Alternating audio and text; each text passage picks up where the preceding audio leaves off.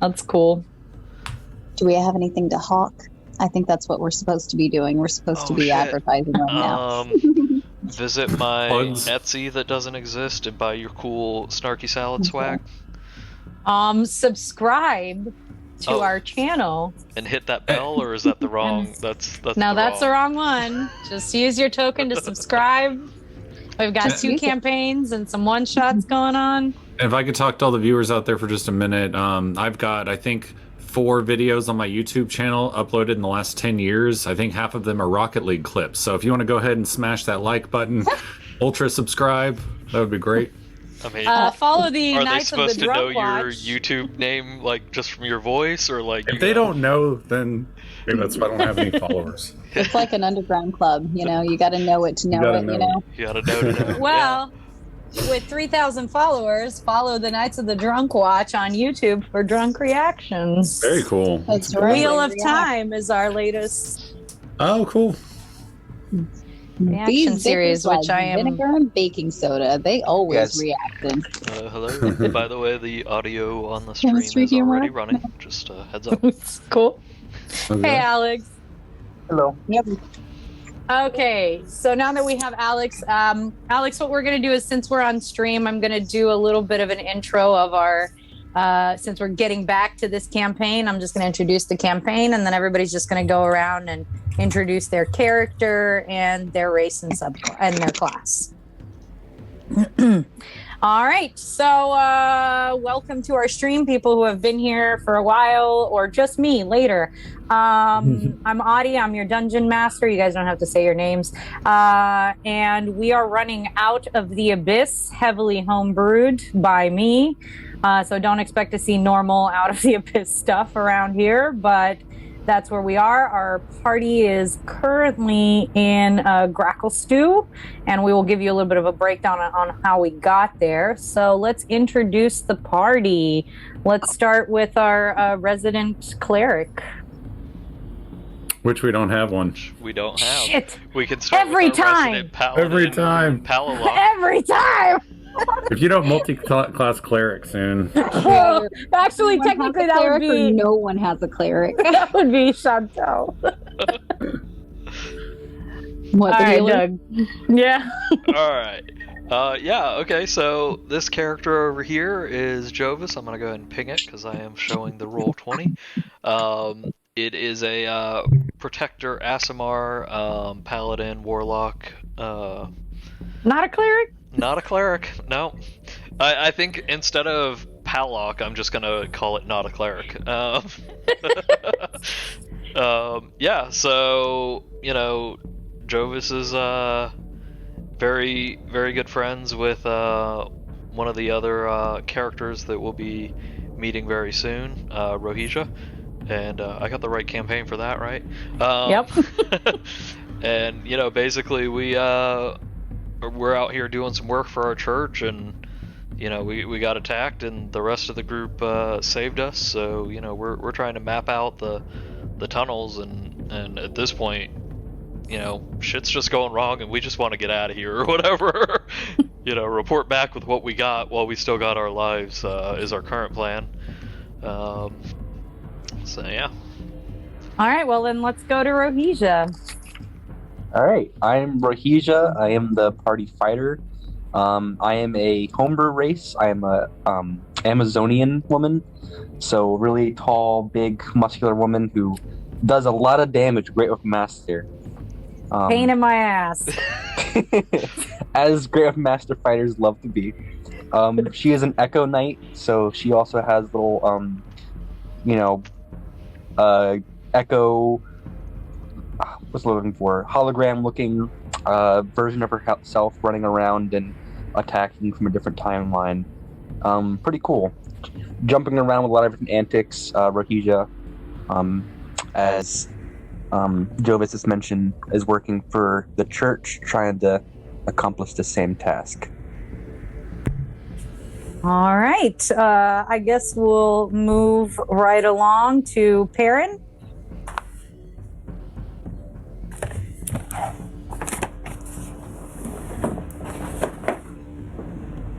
Okay, so PARREN Oakenshield. He is a Circle of the Moon Hill Dwarf Druid. He was raised in nobility. He was expected to become a cleric, but he decided not to, so sorry about that.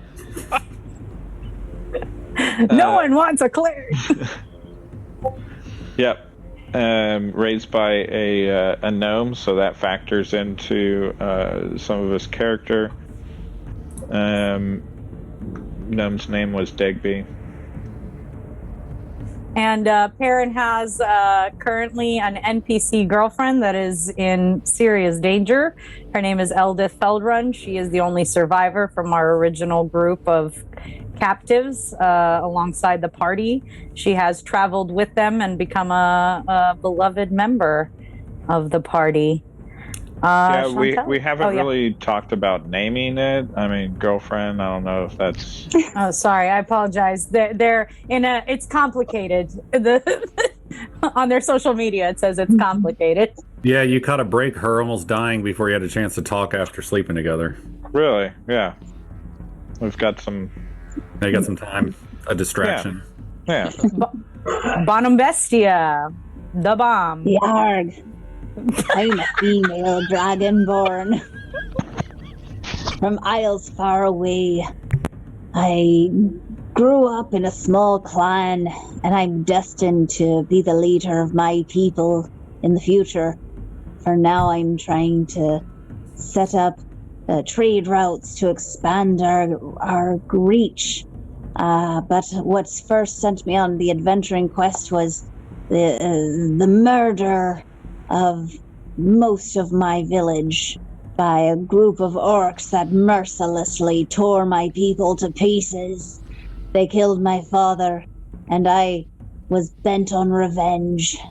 So, after training and learning from the people that were left, including my dear mother, I took to the seas, where I learned how to navigate and drive water vehicles. And what's your class? I'm a ranger. As I went around the way, I learned how to track and shoot a bow.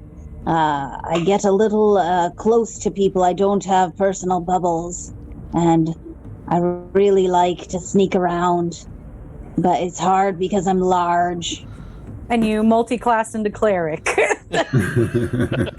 I have a debt to pay, to repay.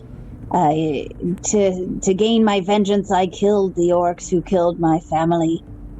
But I slaughtered an entire ship's full. And now I have so much blood on my hands that I have to make amends. All right, that brings us to last but definitely not least, Drumboli and his little friend. Yes, we're in quite a trap right now. I am Drumboli. I'm about a 70 or 80-year-old half Drow who was born in Minzo Bronzen to a high priestess Drow and a human slave, and I was birthed in secret, never sort of seeing light of day until I had a chance to escape, and my mother and father basically sacrificed themselves to get me out. I know my father died. I don't know what happened to my mother, and that's sort of my whole driving goal in this, is to get back to Minzo Bronzen and find out about my mother. But I have found out that the city's basically cracked open and a bunch of demons have been released. So I'm tackling that right now. I started as a rogue. Since the first few decades of my life, I was living dumpster to dumpster and having to steal for what I earned.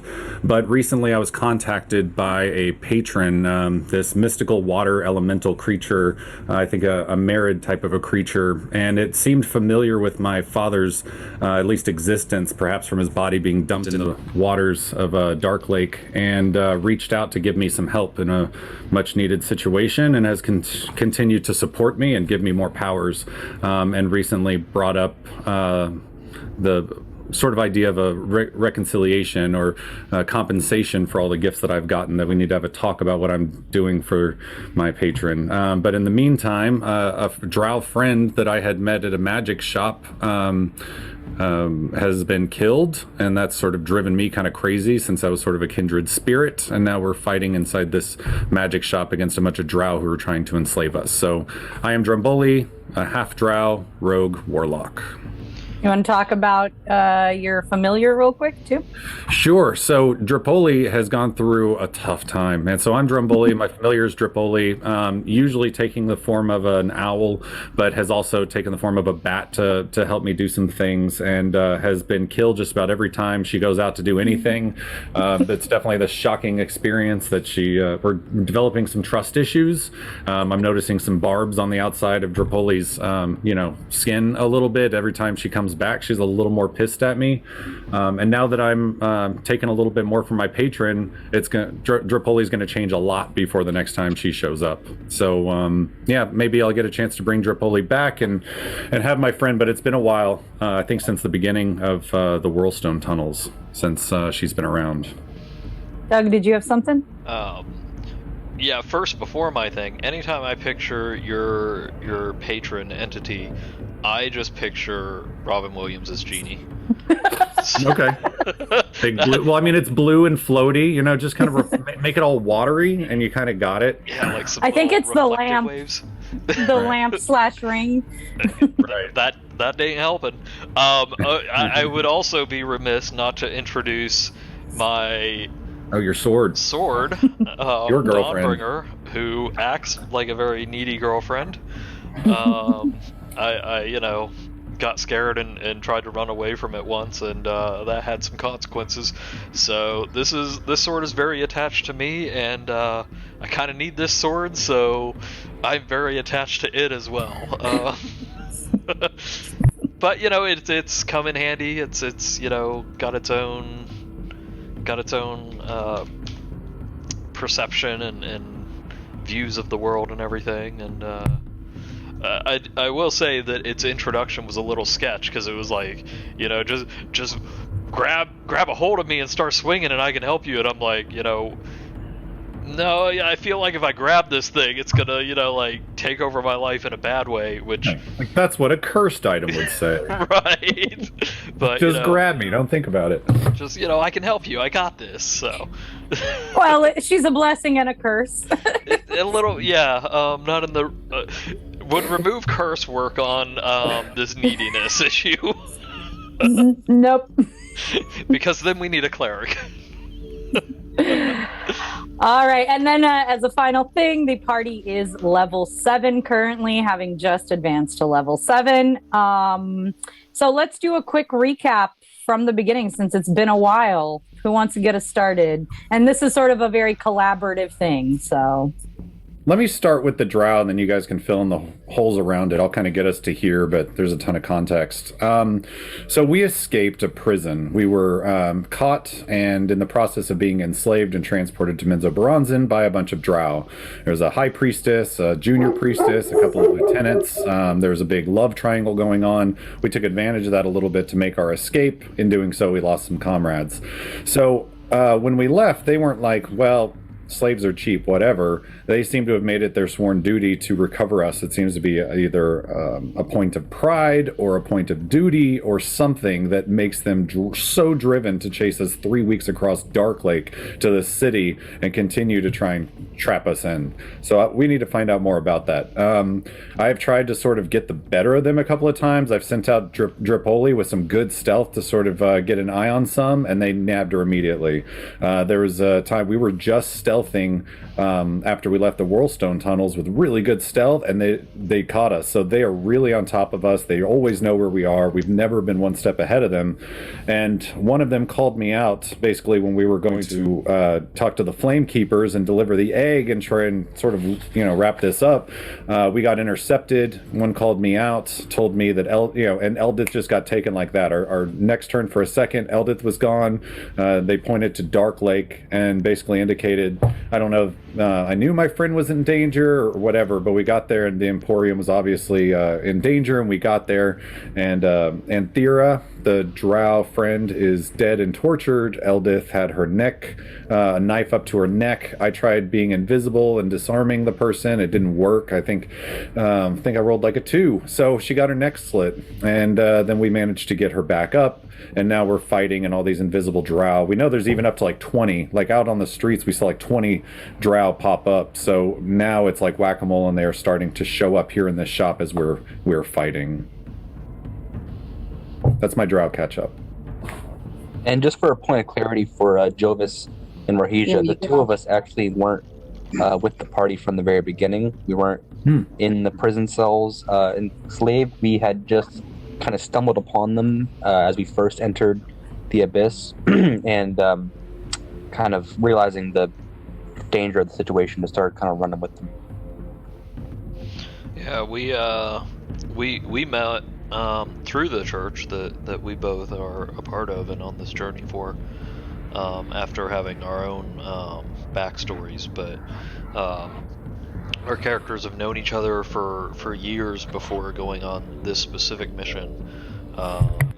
So we're pretty familiar with each other's how we react in battles and such, and we're kind of each other's support network. When we were brought into this group of strangers that initially we weren't really sure if we should trust, and we are growing our relationship with all of the other characters on this journey. But I think the relationship between Jovis and Rahija is going to be a much stronger relationship than either of the two of us are going to have with any of the other characters, I believe. But through Helm, we have created some connections with the other party members, as well as just through our struggles together. But we have. Speaking of those struggles, so you guys escaped from the prison, started making your way through the tunnels, met up. What happened afterwards? Actually, did you guys go through Slubladoop with Rahija and Jovis? Okay. Yeah, there was a giant spider in the tunnels with the waterfall and all that. I think that was before. Where our druid came in clutch on, it's not just falling into some freezing water. At least not. We had like some were-rats with us. Were you there for the were-rat transformation fight? Yeah. That sounds familiar, but I don't. That was like the first thing that happened after we met, I think. Yeah. So we've been through, we got sort of indoctrinated quickly to each other in combat. Yeah, and then 3 weeks on the lake to talk. So talk about what happened in Slubladoop. You guys remember that? Yeah, when we first entered there, we got attacked by a group of fish, and we were kind of confused. We were explained.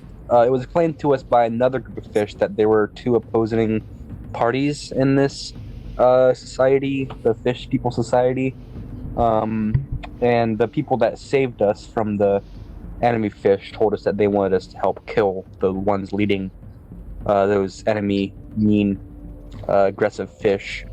We learned about a whole ritual that they were trying to perform. I think it was actually the daughter of the leader of the good group that was leading the other one. So definitely a big deal for this father to want to have to kill his daughter, and rightfully so, because they were trying to perform some crazy stuff, which anybody wants to pick up on. They were successful in performing their sacrifice ritual. Yep. And summoned. Can we just pretend that this never happened? Actually, it definitely did. Yeah. What was the? Yeah, I mean, we had it under control. We had stumped the ritual pretty well, but we kind of forgot about dead bodies and that they had produced blood. So. Yeah, the blood flowing into the water, and then what was the type of creature that came out? A Demogorgon. Demogorgon, yeah. A demon of the abyss. Like 30 or 40 feet tall with multiple heads and giant claws the size of buildings. And, Jovis was trying to, run over and, mess with it or whatever, but no one else wanted any of that, so they reined me in, and we GTFO'd that area pretty quickly. which I believe is when we spent the next 3 weeks on a raft, just like fishing for food and trying to make our way, which I believe is when your patron came to you for the first time. Is that? I don't know, somewhere around there. I don't think it was. I think it was directly right after dark, we had come across his temple. Yeah, I think it was actually when we were in the caves when I first got introduced to it, but there was more interactions on the lake. Gotcha. Okay. Because during our escape, we came across this ancient temple with a bunch of writings and stories of a, ancient society,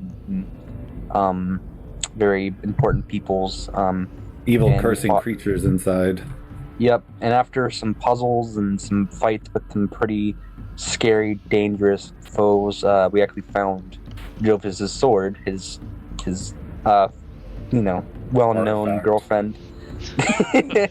And after we escaped there, things kind of progressed. Gotcha. Do you guys remember that fight with the hook horrors? That was like such a cute long time ago. Yeah. And then after that, you guys arrived in Grackle Stew. Want to talk about that? Maybe Chantel? Grackle Stew. Well, we came in and we quickly found the magic shop where we met Anthera for the first time because we had just gained some powers. So as we got to Grackle Stew, we... I don't know, what did we do? We went to go see the Flame Keepers. A giant burst through the wall. Yeah, so we were in the market. We sort of, Yeah, that's true. That happened right at the market. Yeah. So as we were shopping, there was a giant that came into it. He had 2 heads, and we were pretty sure that he was cursed or something. So we didn't want to hurt him. Like mad. Like the madness. We've all experienced it. So, we had a little sympathy. So we didn't want to kill him. So we knocked him out, and his friend came and got him.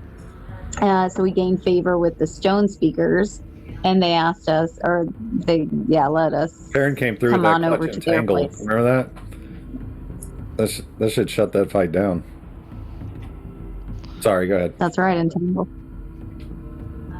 And let's see, we talked to the Stone Speakers the next day.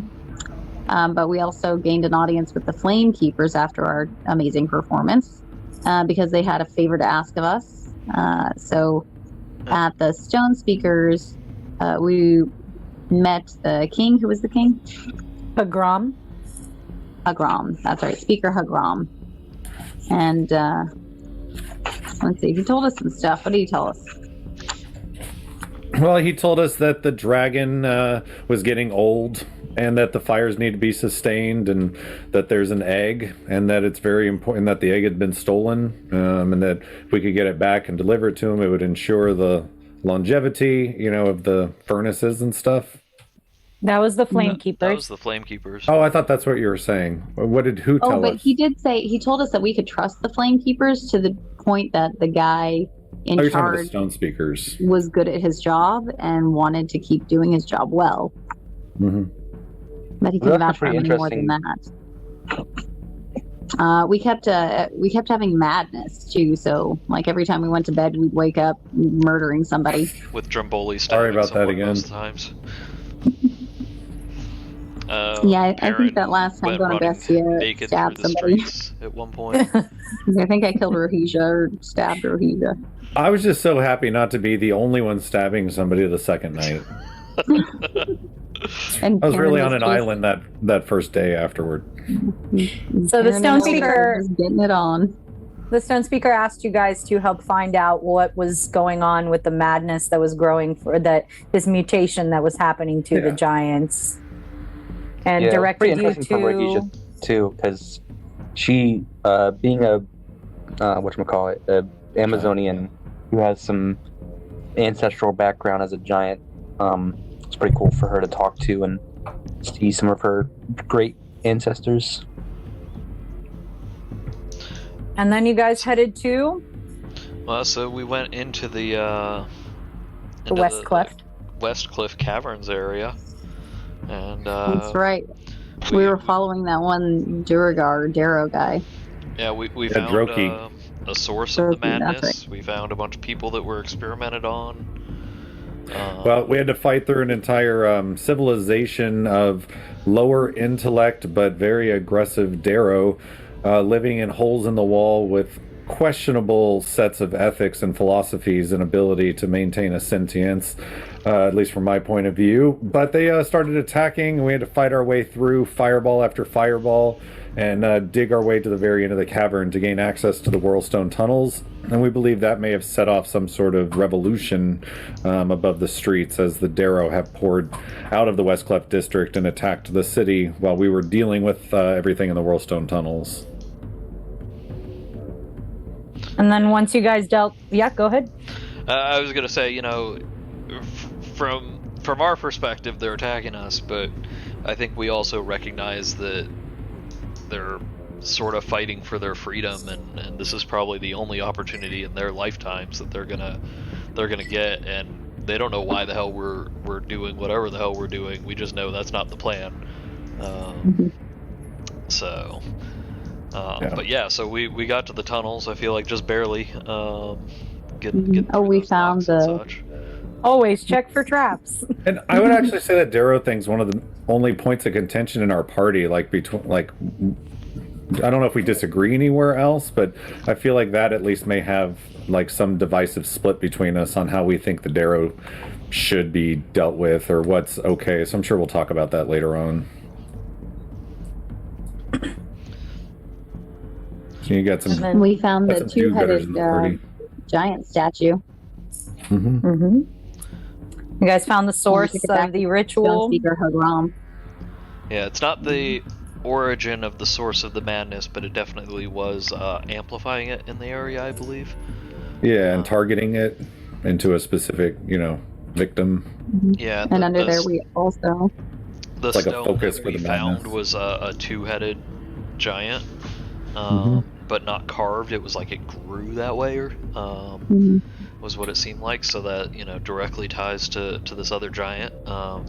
We had seen something similar with the pillars that were used as focus to drive, I think, the cave bears mad.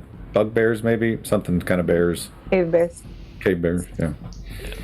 So yeah, the whole tunnel seemed to be a bunch of rituals to drive the newly awakened madness into people that the Grey Ghosts and the Darrow and the Darrogar didn't like. I guess it was more the Darrogar than the Darrow, right? All the Grey Goose and all the people down there were Darrogar except for Droki, who's a Darrow? Yes. Okay. And then you guys found the egg?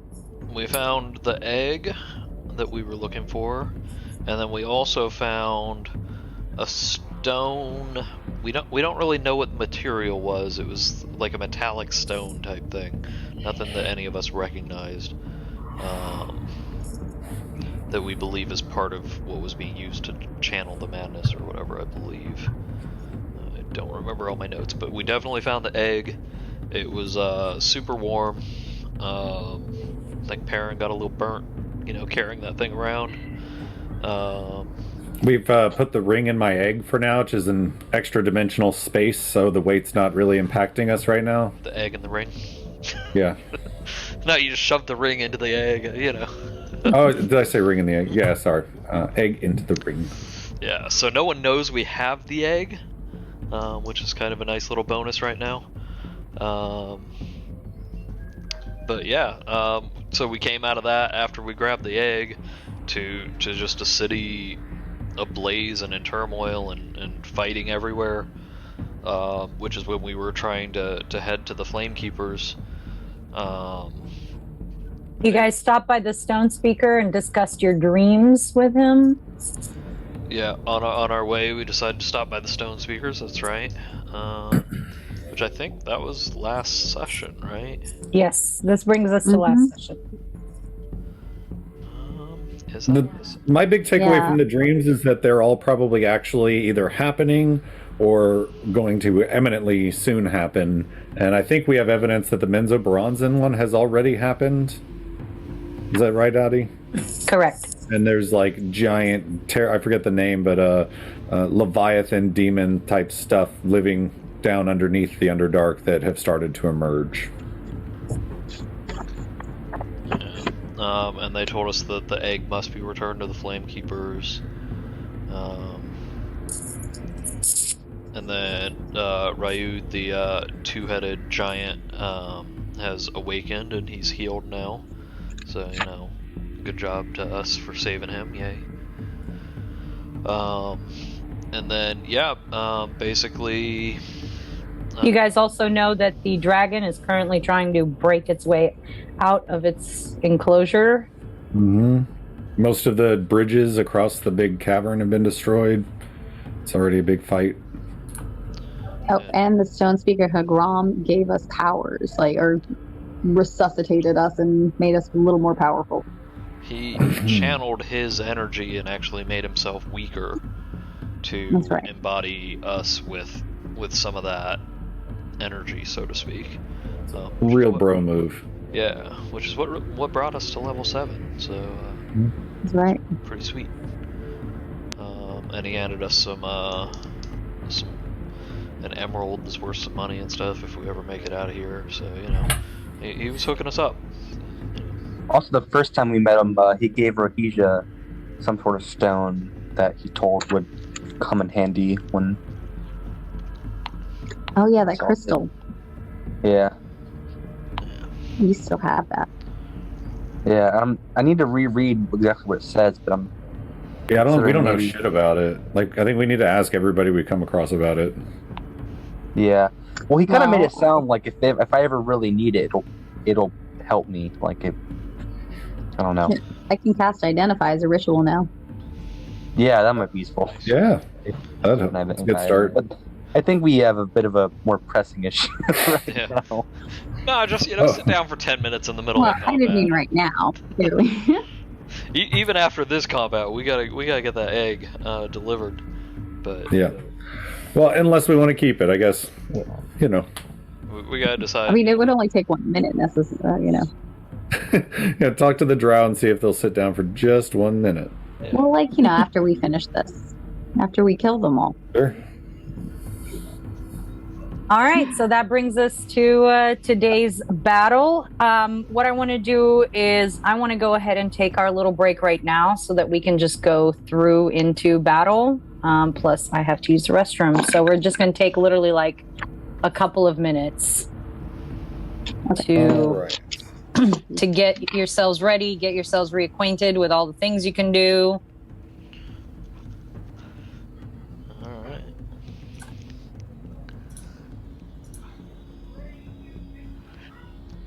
Figure out all my cleric spells. Reminder that these guys are almost all going to have the ability to poison you. Yeah. Mostly with their crossbow bolts, I think. allow me. I'm resistant to poison. Plus, I'll play wild shape. So, That is excellent. although I don't need to wild shape on these guys, that's a waste of wild shape. Dude, I think we're in trouble. I think there might be 2 or 3 times as many Drow in this room than we see right now. There's a bunch more still invisible. Just based Invisible on how drow. many have been like chasing us and all that, or I think this is the big ambush. I mean, I think they're going to go all out. So I mean, but we've walked through the center of the room and I believe over to the right-hand side of the room. Like, we just haven't... No, on the left side of the room, I think. We just haven't been on the right. So if they were there, like, I feel like they would have attacked us, right? not necessarily. Well, yeah, I guess if they're trying to stay stealth. So I know I've got a darkness bubble up, and that's inconvenient for you guys. I'm going to try and put fairy fire on a couple of guys, and then move to the side of the room and isolate a few of the Drow into the darkness, so that you guys have some advantage targets. And then I'm keeping some of them from attacking the group. Can we get the darkness bubble redrawn? Because I'm not seeing it on roll. It's my aura, the purple aura. I don't see a purple aura. Okay. Let me see. I'm not looking at the thing right now, but if I'm able to, I'll put up a ground control between us and them. So the very last thing that happened was I actually got attacked, so I'm getting ready to hold. I've been holding on to a reaction, so I believe that's where we're going to be kicking things off when everyone's back and ready. We did kill one of the elite warriors already, though. So that'll teach him to attack Rohisia. Doug, can you see the darkness circle now? Yeah. Did you have to take it off and put it back, or? No, I just drew a circle. In addition, I guess the aura is only visible to me. Gotcha. And me, but yeah. I wonder if I set the aura, if it makes a difference. I don't know. Give it a shot. I'm happy to erase it. No, it's okay. Don't erase it. I mean, yes, erase the aura, but not your Right, the circle. circle. Alright, we got our attack music now. Oh, shit. I think I might need to turn that down just a little though. Let's- Oh, shit. Hold on. That's too big. What is it? 20 feet? 15-foot radius. Oh, 15 feet. Yeah, so 30 feet across. Can people see this one?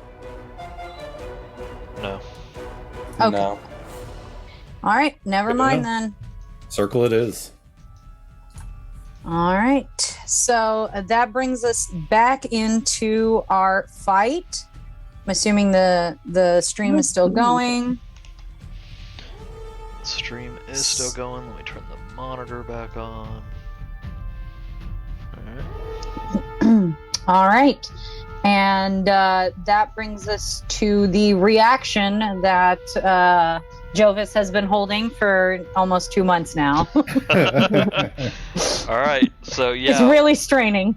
Whatever invisible creature just hit me. I think it was some missile strikes against my chest.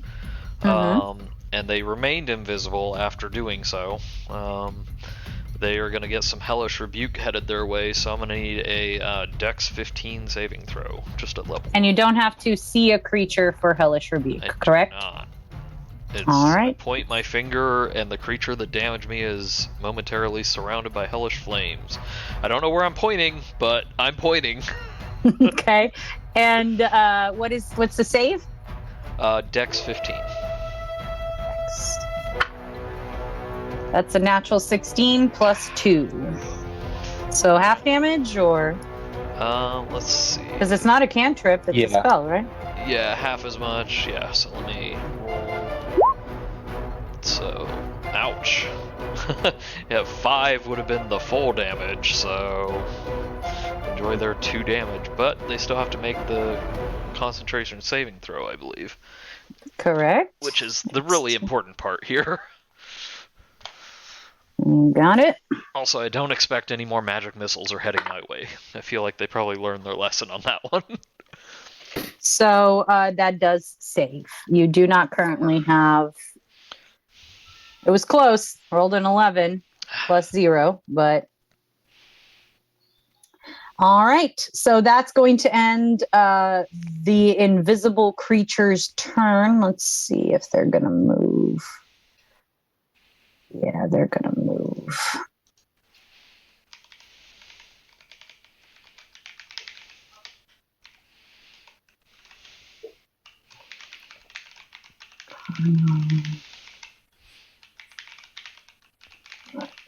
And Audie, reminder, your drow would not take an opportunity attack, right, from like PARREN walking away from him.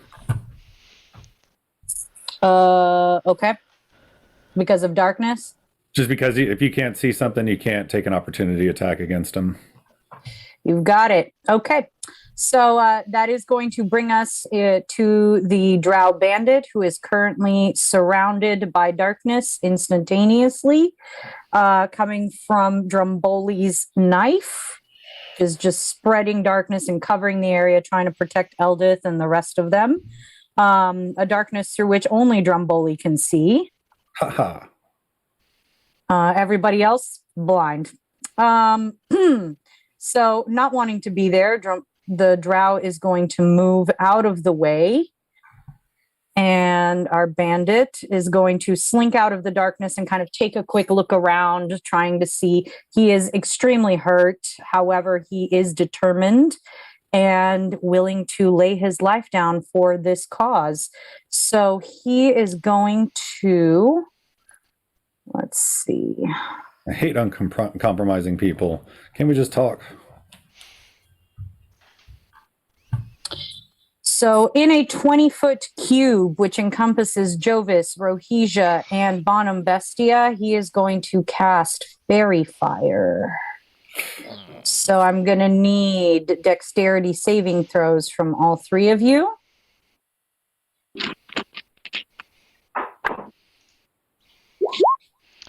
Nice. 8. Okay. All right. My D&D Beyond froze.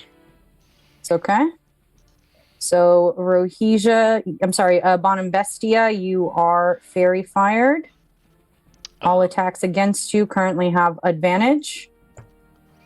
He is concentrating on that.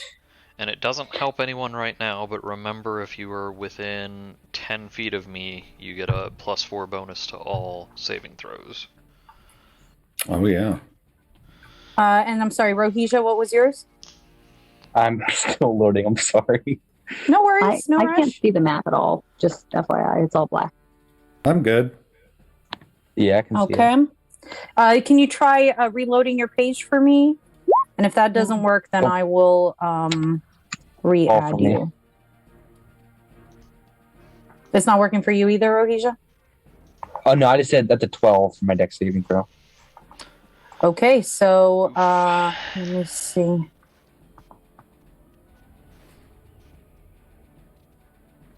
You barely squeak by.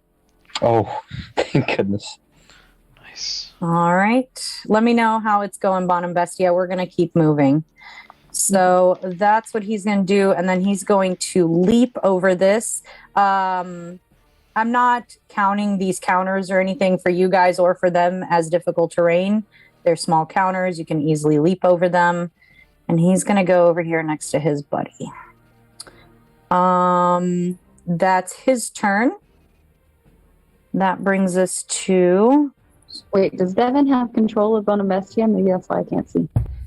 Oh, maybe. Good call. Yeah. Yeah, I can move BONUMBESTIA. Oh, that's right, because last time we were... Normally on the same computer. Yeah, it's too cold. Okay, hang on. Let me fix that real quick. Sounds like you just need Drumboli to keep you warm. Okay. It's bad timing on that. I got a little cold myself. And we woke up to snow on the ground and our pellet stove broke. So it's all kinds of cold around here. But we still got a wood stove. That's good. Is this where you were, BONUMBESTIA? One more to the left, I think. I might be wrong. I might just move No, back. I think it I was... don't know. You might be right. Okay. Can you see now? Actually, let me give you vision, because I don't think you have vision. Vision. And do you have night vision? Do you have dark yes, vision? I do. Yes. I have umbral sight. So is that still 60 feet? Yeah. Okay. How about now? Hang on, I just reloaded.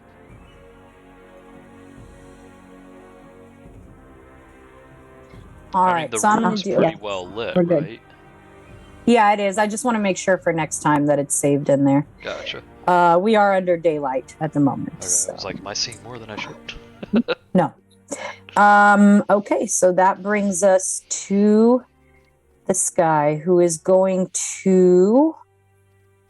Let's see, what is he going to do?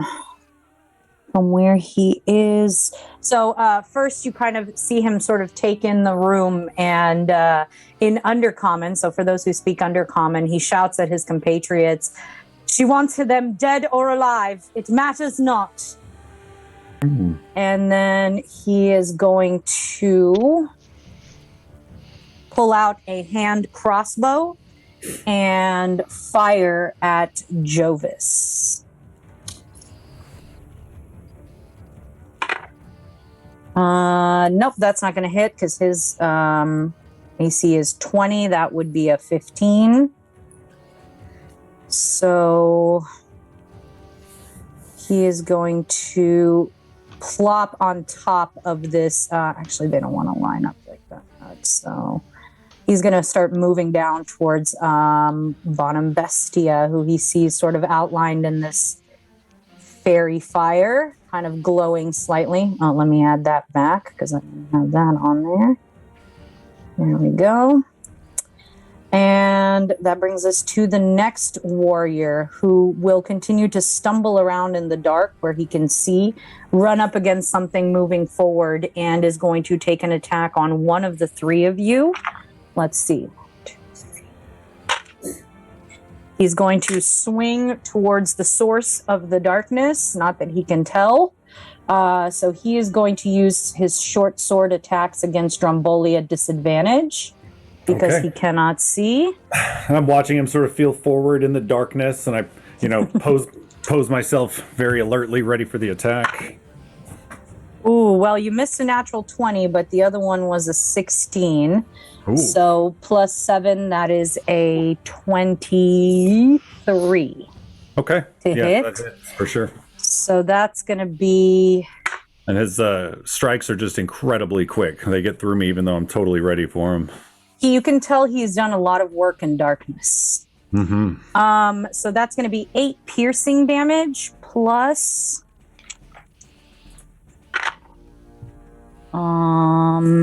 6, 8, 11 poison damage.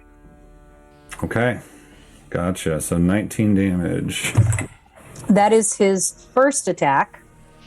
Okay. And now again with disadvantage. Second attack. That is a natural 2, so that does not hit. All right. So your darkness does protect you as you sort of size up with him, and you're watching one sword hand, but the other one strikes against your ribs. You're starting to feel blood pooling on the inside of your armor. Your breath is sort of catching as he seems to have maybe punctured a lung. And however, as you double down, he does manage to miss with the second strike. So that is going to bring us to Eldith, who was prone. She's going to use half of her movement to stand up. She is going to, feeling extremely wounded and hurt, she's going to disengage, feeling this creature in front of her that has now pierced Drumboli. And she's going to move back as much as she can, which is to right here, blindly stumbling around in the darkness. That brings us to PARREN. You are surrounded by darkness. You cannot see. However, you do sort of have a sense that there is someone near you that may be a problem. You have felt Eldith kind of move away a little. All right, so I felt Eldith move away, but I know that there's something over here that's a problem. Yes. You cannot quite see it, so any attack would have disadvantage unless you have blind sight. No, I think I just have dark vision. Okay. Okay, well... You do have some creatures that do have it, though. So far. Yeah. Why am I helping you guys? So I'm going to reach out with Primal Savagery. Got it. Where I disadvantage? Yeah. So you kind of imbue yourself with this natural magic. Your nails, you can feel them in the nail beds begin to extend. Your fangs come down onto I rolled your double teeth. 19s. Oh, yeah! Nice, good hit. So plus 6, so 25. That definitely hits. All right. So we'll do 2d10s here. Sorry, what was the total hit? 19 plus 6 to hit, so 25. Okay. 25 to hit. Got it. He can't parry it in the darkness anyway. Okay. So does the fact that I don't have blind sight negate the fact that he's standing next to a friend to give me sneak attack? No, not at all. But you are not a rogue in this one. You are a druid. Good point. She got you there. So you can give Drumboli sneak attack. So that's an 8 and a 9, so a 17 acid.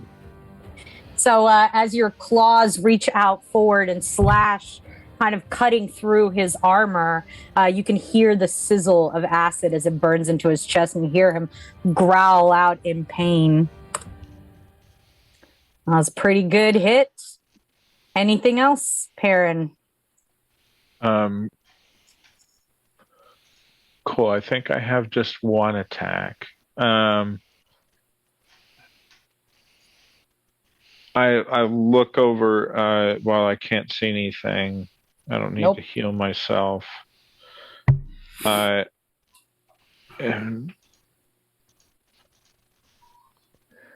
Okay, yeah. As a druid, I guess I can't do a lot of reaction holds or anything for bonus. So no, I think I'm good. I'm gonna stand ready to defend myself and attack. You got it. Drumboli, the only one who can see in this darkness. You see this drow, his chest now sizzling from the slashes from PARREN. You see Eldith has moved away. You can see the rest of the room is still fairly dangerous. What would you like to do? All right, taking the hit, I did stumble a little bit, but my concentration held on the darkness. I see a very powerful, like taking that hit and knowing the damage it can do. I look across the room and see BONUMBESTIA sparkling with that telltale fairy fire that I know from my heritage and how dangerous that is. And that combination makes me worry for her. So I am going to quickly jut away from this swordsman, leaving him with PARREN and getting my darkness out of PARREN's way. And I quickly advance over, dumping these two over here in darkness as I make a swing with my darkness dagger at this one, not the one focusing on fairy fire, but this long-haired fellow. Got it. You can see he's sort of dressed in leathers. He looks very lithe, easily moving, somewhat like yourself. Not necessarily a rogue, but clearly he is good at scouting. Do I see any difference in like position or authority between all the characters here? Or do they seem to just be a squad of multi-talented fighters? Without using an action, go ahead and make, I'll let you choose, perception or history. Yeah, perception. Yeah, as my little owl eyes start darting around, the mechanics sort of zooming in and trying to catch something on a lapel or something that indicates a position of authority. Ooh, that's good. It's a nat 19, so that's probably like a 25 or something. All right, so you could definitely tell that the one concentrating and the other one that looks like it, like him, which is 22. Right over here. Yeah. Those seem to be of the lowest rank. You start to notice insignias that you recognize from a long, long time ago in your past. And from some of the things that you discovered while you were trapped in Velkenvelve. Yeah. So these two are of the same level. Those are the lowest. This guy seems to be slightly higher on the rank. And then the elite warriors seem to be the highest that you can currently see.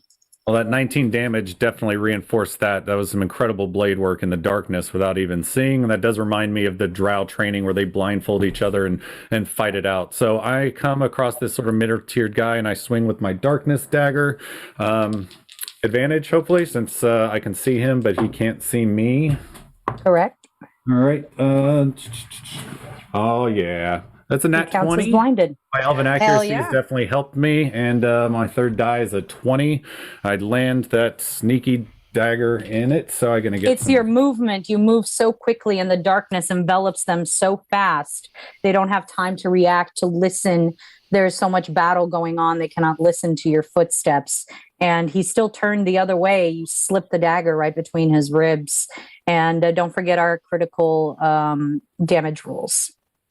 Yes. Okay. So I rolled, and so all the die rolls get doubled, right?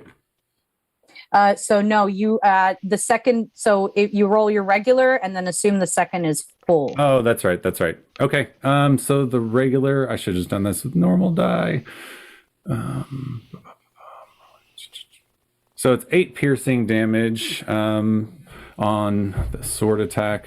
Then 7 is 15 on the first sneak attack, and then 9 on the second one. So let me just add those up real quick. Sorry. Take your time.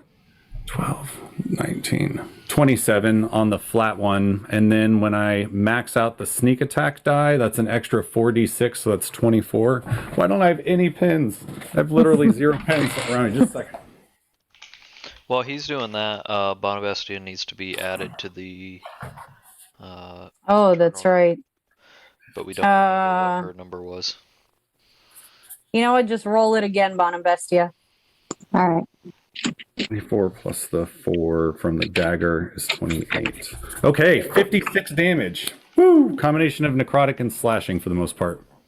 All right, so quickly darting across the field with your barrier of darkness around you, you slip this knife between his ribs and you feel like you caught something important. You twist the blade. Warm blood, thick, begins to burst across your hand.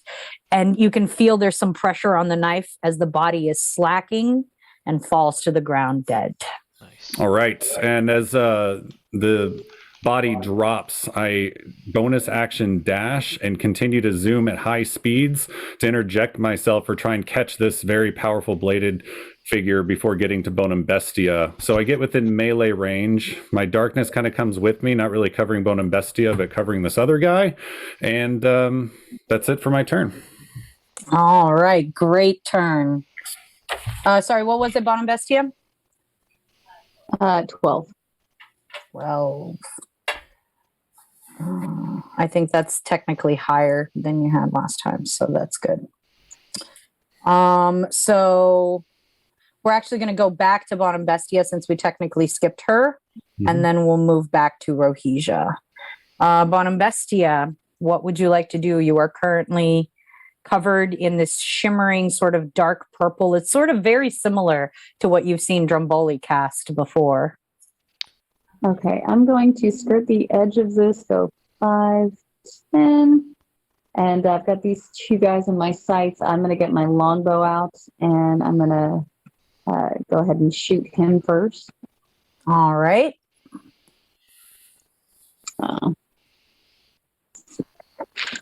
Any of my D20s would stop sucking. No, they won't.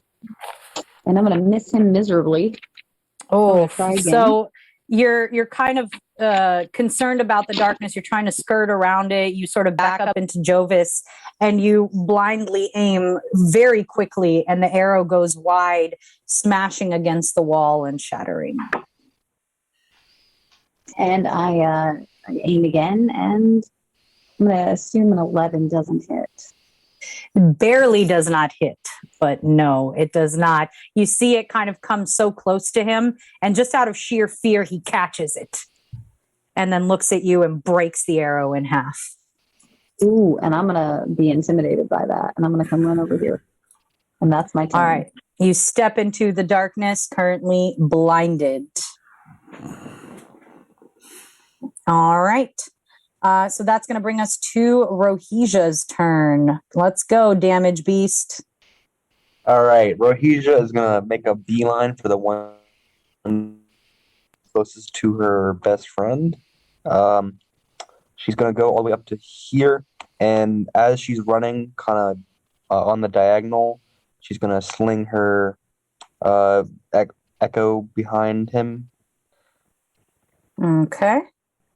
Let's get her on the battlefield. Oh, that's a big Rohija. Whoa. Why do I not see her? Right here? She's on top of herself. Yeah, there's I do not see her. Let me reload. It might be because it's maybe behind the map layer for some reason, if you have your map as a tile. Oh yeah, it is. It's kind of... Oh, I see her now. Well, at least I see one of them. It's also not Just one. the right size. Yeah. and It's needs a beefy. dot. All the things. Campbell's Chunky Soup. Are we good now? Do we have just one on the field? Or two, really? Like- Just 2. All right, so you take off running, doof, doof, doof, your Amazonian weight making some There you sound on this cobblestone, and you throw your arm kind of around. The echo materializes behind him, and now he's looking back and forth between the two of you, uncertain. All right, and I am going to use Grateful Master, but with advantage. 1, 2.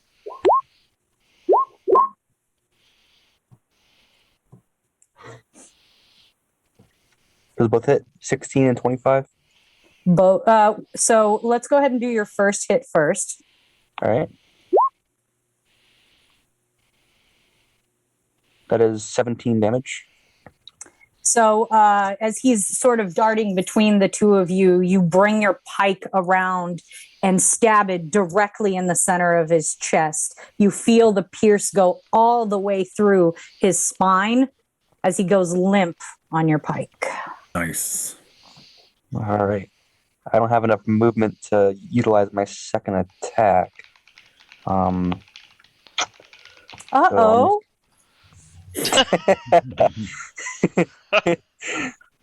But I will move my echo 5.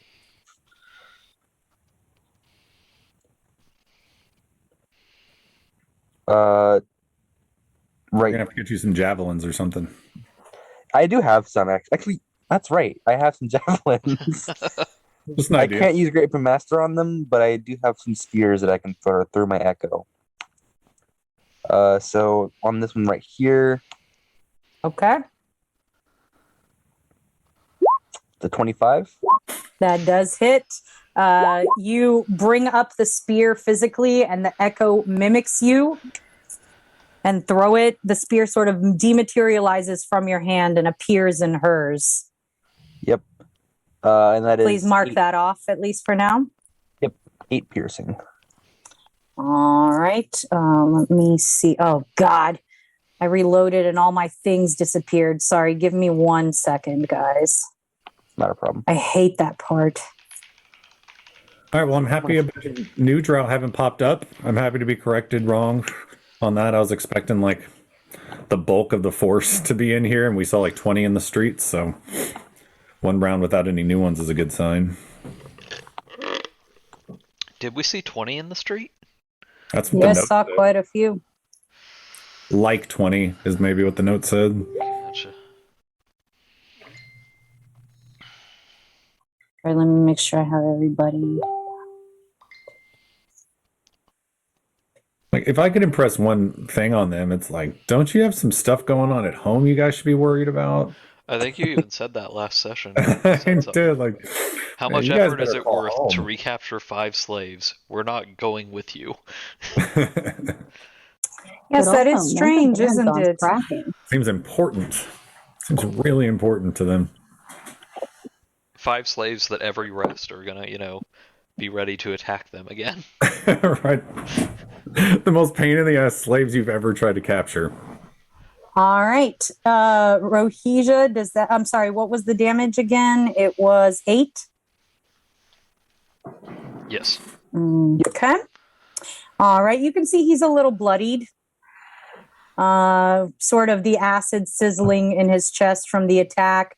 The spear sort of glances across his bicep, tearing into the muscle. Anything else, Rohija? Nope, that's it. All right. Jovis. Alright, so as Rohija once again leaps in front of me and kills the guy I was running towards, I quickly Standard.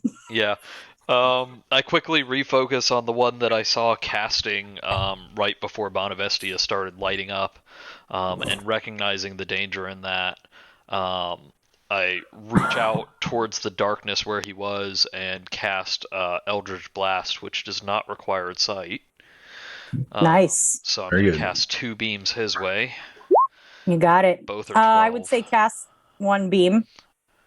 I can't split the targets anyway, so. Okay. So both go Why in his not? direction. 12 just hits. Nice. You can split targets Eldritch Blast. Can you? Because it says towards a creature. my Yeah, Eldritch. I guess it doesn't. Spell creates more than one beam. Because it specifies that at higher levels you get 2 individual like attack rolls. Yeah, not... it does say it can be at different targets. Okay, Yeah. So if it's individual attack rolls, then I would say yes. But you are going to keep that attack roll since you rolled it. yeah, okay. So it does 3 force damage for the first one. Okay, so you see the Eldritch beam kind of fly from your hands and disappear into this darkness, and you hear, "Oh!" But he's still standing. And the second one? You don't know. You don't know if he's standing. So it's up to you what you'd like to do. Yeah, he's still standing, I say. There you go. On it! And the next one does 5 force damage. And the second beam travels right past Drumboli. He's watching it go, strikes him in the chest, and it sizzles across him as he's burnt and falls down to the ground. All right. Any news? Oh, he's down now. The second one did it. Yeah. There's more of that to come wherever the fuck you are, as I look around for the invisible dude. Anything else, Jovis? You moving? You staying where you are? I'm gonna creep my way into this darkness. I'm gonna make A warm blanket. Make use of this. So I just go to the closest area, and that's my. You probably notice somebody right next to you when you walk in. Like, Drumboli, is that you? Careful, that's not me. All right. All right, as you bump up against the thick armor of someone you may confuse as Drumboli in this deep darkness, but he smells very different. I kind of push him towards where I heard Drumboli's voice. I'm like, all right, here he is. All right, so that brings us to our invisible friend. Can we drop the counter on Bon? Since the Firefly would have gone. Oh, that's true. Yep. Sorry, I'm on the wrong level.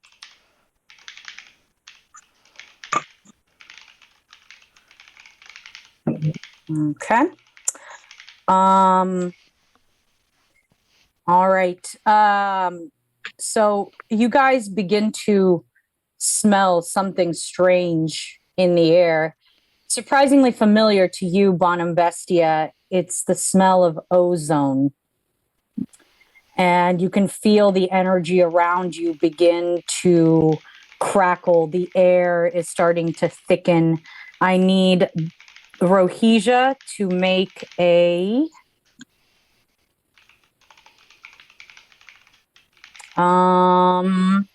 Sorry, hang on.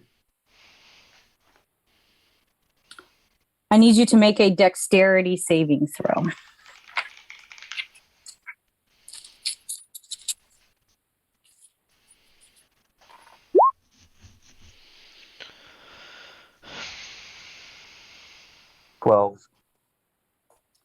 Okay, that's a fail. 16.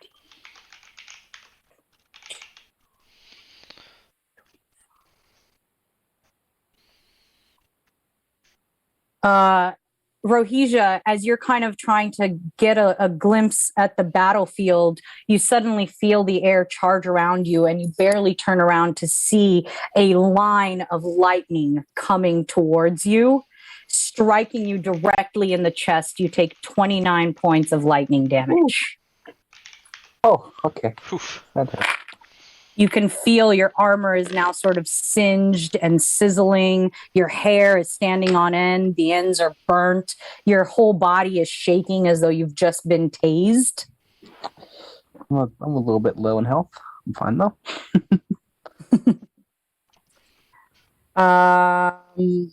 Let's see.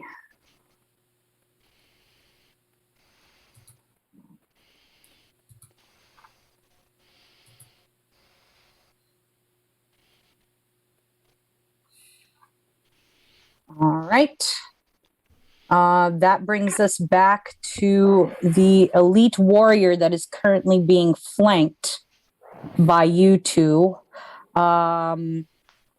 He is uncertain, cannot see, but he does feel let's see who he's going to strike at. While she's doing that, did Rohija react verbally?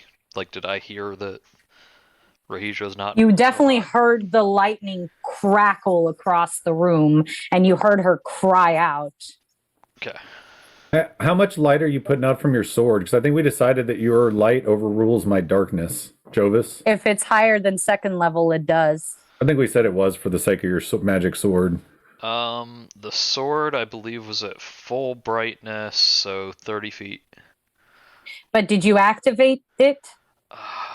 Like, does she normally do that? Does she always do that, or do you have to activate light? Okay, so normal is 15 foot. Okay, so then he can see you. Mm-hmm. Let me add a thing on you. It's all right. We're practicing with new stuff, so it's good to just. So I'm going to give you, at least for my mental remembrance. 15-foot aura. Yep. All right. Makes you bring the light over, and eventually it uncovers me, like in the middle of my darkness. It uncovers everyone. So, seeing what's happening, he is actually going to take an attack on DRUMBOLI, who he realizes is concentrating on this darkness. And he's going to take 2 sword attacks against you. You are familiar with this attack, as you have felt it before. Okay. That's a natural 1, so that misses. And the next one is... Yeah, that one is going to be an 18 to hit. All right, so he's quick, and his first one I'm able to dodge, but I didn't even know he could had enough time to do a second one. Without my sword in the way, I activate shield, and I'm able to deflect this one, not by my own dexterity and quickness, but I have to call for a little help on this one and use magical assistance, but it does miss. So as you call upon your patron to shield you from this attack, your shield comes up and it looks almost like a sheet of water, and you can feel kind of a coldness spread through your body as the shield comes up, as though the temperature has dropped a few degrees for you, but you do manage to save from that attack. Yeah, and it was a combination of on accident and on purpose, because I kind of just mumbled under my breath as I saw the second hand come. It like, Merid saved me, and sure enough, the flash of water comes up, and now exposed and under his target. I'm looking to retreat. Okay, let's see. What do we have here? So he does not like being in this position, so he's going to take an attack of opportunity from Jovis and move around to the other side of... Actually, yeah. He runs into the darkness. He's going to disappear into the darkness. Excellent. 15 to hit. That misses. So Dawnbringer strikes out, and you can see he's moving away from you, but one of his swords comes up and parries. It's not a real parry move because you didn't hit him, but you strike against his sword, and he gives a little bit of a deep laugh as he moves around quickly around DRUMBOLI, getting ready for his next strike. Jovis, no advantage from the flanking? Well, when he moved out of... I guess I thought you take the attack before you technically move a space. Yeah, yep, that's true. Advantage. All right. 18. That barely hits. All right, so that will do 14 radiant damage.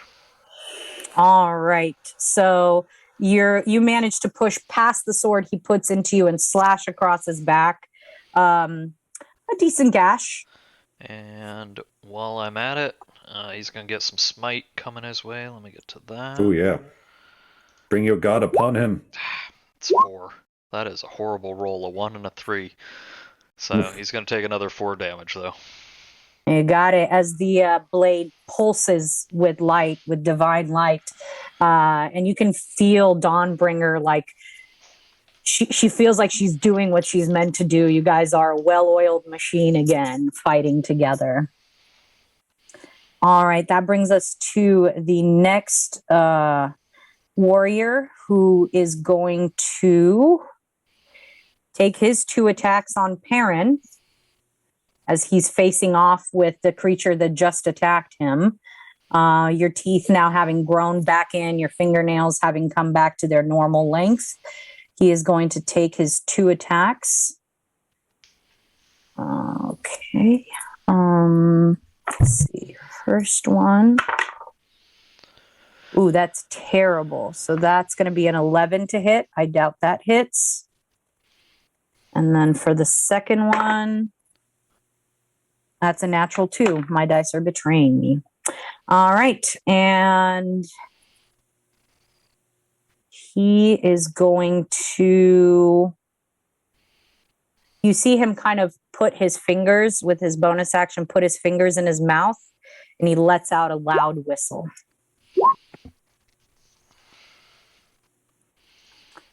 All right, that's going to be his turn. He's holding his ground. Eldith takes her turn, still feeling very wounded, is going to cast Cure Wounds on herself. She knows she's not long for this battle if she doesn't heal herself up a little bit. Sorry, my internet is taking forever. So while she does that, we're going to move on to PARREN. Okay, got attack with Primal Savagery. That's +6. You got it. Your fingernails once again grow to their length. Your fangs come bearing as you're facing off with this Drow warrior. And that's only a 12 to hit.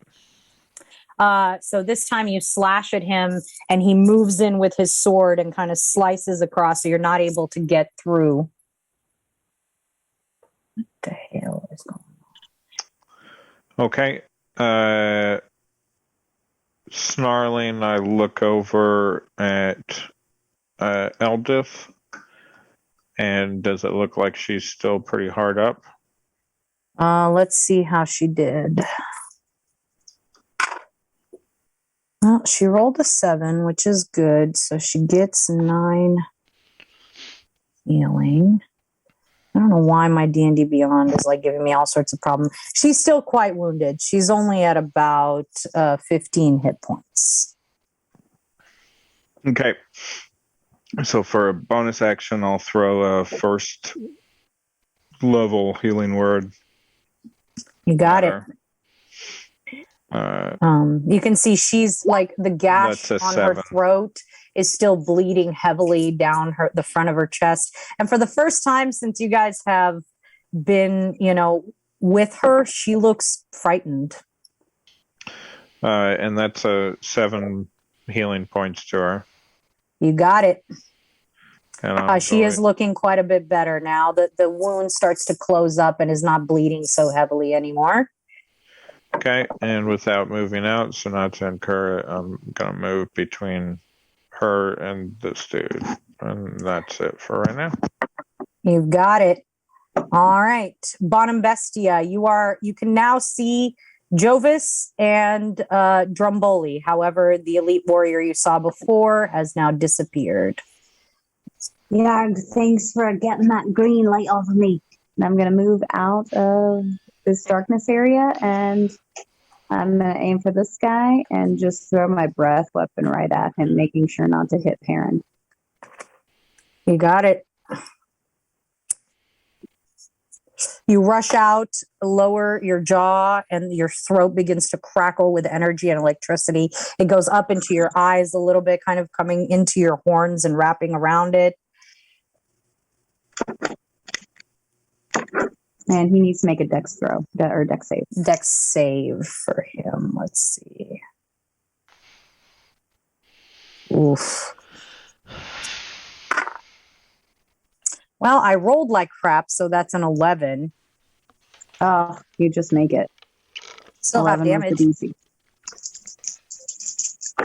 All right, so 6, 9, 11. 11 lightning damage is what he's going to take from that. 5. Was that All already right, halved, or no? No, that would definitely not be halved. No, 11 is the total without having it. Okay. So as the electricity that spews forth from your throat kind of spreads across his body, he manages to kind of lean to one side. Some of it dissipates, but some of it does strike him. And I want to go ahead and throw a hunter's mark on him. You got it. As your bonus action, we get a hunter's mark. Let's see, where are we? Let's do that one. All right, he is marked. Anything else, BONUMBESTIA? I'm going to say, we need to stop these guys from getting invisible. I don't know where they keep popping off to. And I'm going to also hide back in the darkness. How do I say? Where's darkness? You'll need to. That's good. No, that was good. On the shelf. Sure, yeah. DRUMBOLI is. Okay, I'm going to just crouch up there next to to the him. shelf or whatever. You got it. You're dragging on a shelf. Yeah, I'm like 100 pounds, lithely crouched up there. You get your The big glass 7-foot crunches dragon ass up there under your body. You do break some of the glass. Oh, oops. All right, DRUMBOLI. All right, so I look over at Jovis and I say, maybe do you think you could dim it down a bit? And I'll move over here, trying to keep BONUMBESTIA in, trying to give Eldith a little place to retreat to if she needs some more time away from attacks. And I will booming blade the shit out of this guy as I'm sort of not panicking like I was at the beginning, but I'm like, this fight's going bad for you. It's not going to work out well. I don't know where your rest of your friends are, but if you're going to call for help, it better be now, because you're not taking us dead or alive. And I will swing. He's in darkness, right? So should be able to get my advantage on this. All right. Hello, darkness, my old friend. That was probably just one. So maybe do the other two. 8 and 8. All right. So, wow, a 7, 8, and 8, a 16 to hit. So as you say this, he kind of grins in your face and you bring the blade forward and he catches your wrist, twists it a little bit and pushes it back towards you. Okay. As he does, I sort of drop down to a knee and do like a quick 360 breakdance spin as I drop the blade, and I catch it in my other empty hand and I come up for a bonus action attack. Yeah, Arya versus the Night King. Exactly. All right, maybe this one will be a little bit better. That is better. This time you managed to strike him right in the thigh. Oh, that's right. It's coming through. A 20 and a 15 were my other two rolls, so I get a nat 20 on this one. Nice. Yeah, you managed to strike forward into his thigh, and you get that sneak attack. All right, this one's going to be, I think, a little bit quicker. This is Booming Blade. Let me add that D8 real quick. Spells. D8. Okay. All right, so just 3 extra damage for the Booming Blade. 8, 12, 15. Well, 6 17. technically, because it's a nat 20. Yeah. Well, I'm actually, about to do the crit second. Okay. So 20 points for the natural roll. And then 4d6 is 24 plus 4 for the dagger is 28, plus the booming blade is another 8. So 36 plus 20, that's another, I think it's the same damage as last time, 56 damage to this guy. So as you strike up into his thigh, you catch an important artery and the blood begins to gush down his leg. He's trying to hold on to it. As he falls to one knee, you are now both face to face. And with his last dying breath, he says, "We have no home. All we have is you." And then he falls dead on the ground. What? Oh my gosh, they know about Minzo Baranzan? Oh shit. I said, we might want to keep that guy alive if we have time. That's it for my turn. And he is gone. All right. Rohija, still reeling from the damage you received from an invisible source. What you doing? I'm gonna be my kill-stealing self. and come up and take advantage. This guy's prone, looks like, right? No. No, he's he's Hunter's Mark. Hunter's Mark. Gotcha. Either way, still advantage. You got it. First attack with Great Weapon Master, as always, is a 15. That does not hit. So as you strike forward with your pike, he strikes back with his sword behind him, his eye still on PARREN, and manages to push your pike out of the way. Oh, also, I think with the number I rolled last turn, I still would have hit when I killed that guy, but I haven't been subtracting 5. I've just been getting a free plus 10 damage. Not how the feat works. But I still rolled like a 25 on the guy, one that killed him, so he still would have taken the damage. That one is a 19. So that one does hit. All right. So the second time you kind of manage to get around the sword and pierce him in the side. Max damage, 25. All right. He begins to bleed, but still stands and turns towards you. All right. Let's see, I forget how this works. Unleash Incarnation. Number of times per long rest, I can make one additional melee attack from the Echo's position. So I'm going to go ahead and do that. Still advantage. Yep. Are you still Great Weapon Mastering? I am, and that's 20 to hit. All right, that does hit as you pierce into his side. 21 damage. So your echo pierces with the pike in the same wound as before, twists the blade, yanks it out. It cuts through the flesh, sort of spattering through the echo's body because it is non-corporeal, and he falls down dead with a gurgle. And that is my turn. You got it. Jovis.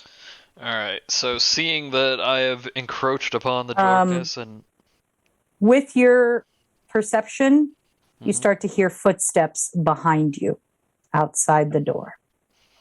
Okay. So I will yell, "There are more coming through the doorway," and I am going to move over here to get out of the to stop, encroaching on the darkness as Drumboli asked me to, but in a different manner.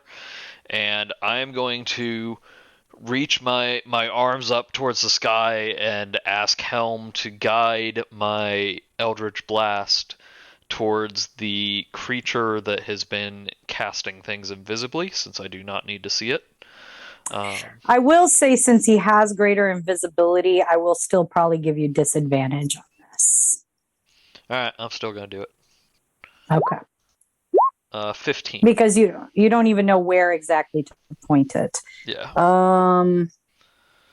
He has moved many times since you last came with him. 15. So as you cast this Eldritch Blast towards wherever you can, you see it strike against something and then dissipate. Okay. So that's the first beam. And then the second beam's a 14, so it doesn't do anything either. It strikes against the same sort of shimmering type shield that disappears. Okay. And then I'm going to I'm actually going to move a little bit closer to the door. Okay. I'm going to delete this circle so I don't have to keep moving it. I'll draw it again if it becomes relevant. So that was... I think you should keep it. My advice. So, okay. I mean, unless I'm encroaching on the other darkness, it shouldn't matter to other people. At least not right now. So, well, like Chantel gets advantage in darkness, so it might matter to her. 25... 30. So I'm going to just stand in the doorway at the ready with Dawnbringer. You've got it. All right. It's going to bring us here.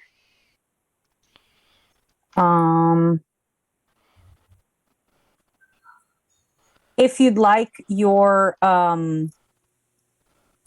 Echo to make a opportunity attack, you can do so at the moment.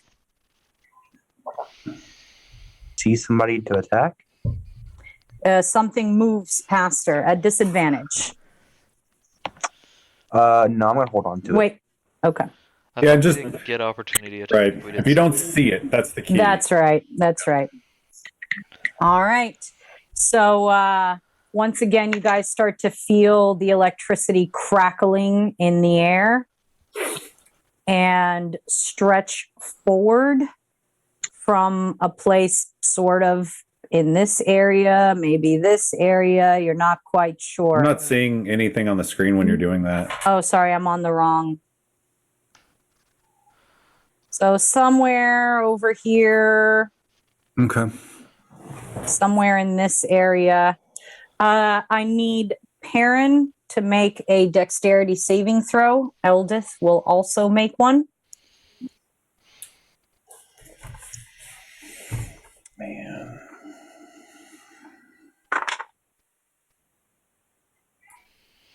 I don't know if the Echo has a saving throw, but I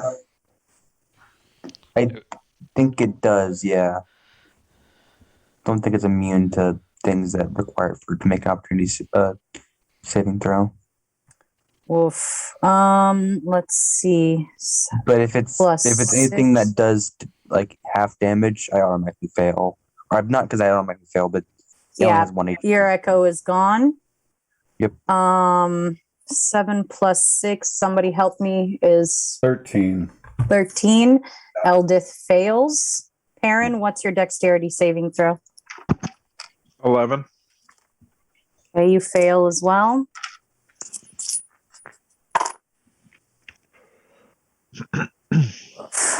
Okay, not too terrible.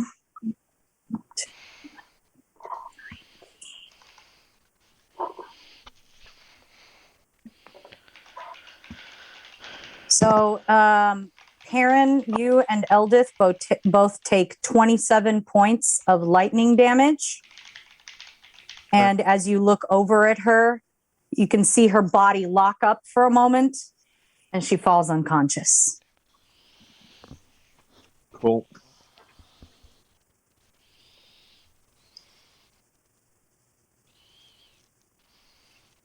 I guess it would be my turn then.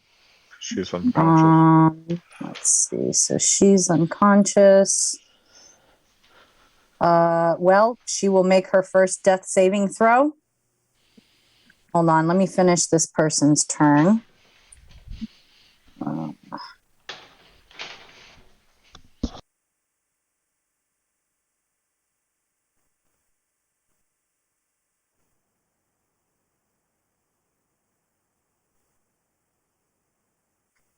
All right.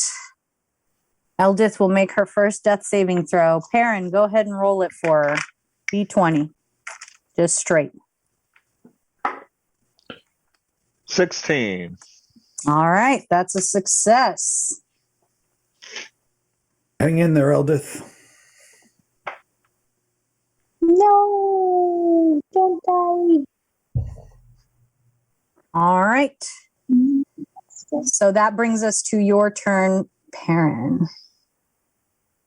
Okay, so seeing Eldith get knocked down, I'm going to expend a 3rd level healing word. Okay.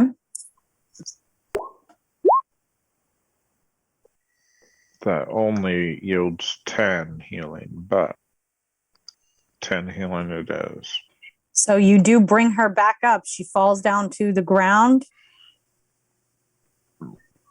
And then you instantly bring her back up, and you can see the fear growing more intense on her face. And she kind of lifts her head up and she says, I think we're in trouble, love. And I say, I agree. Get ready. And I prepare to dodge. All right, you take the dodge action. Got it. BONUMBESTIA.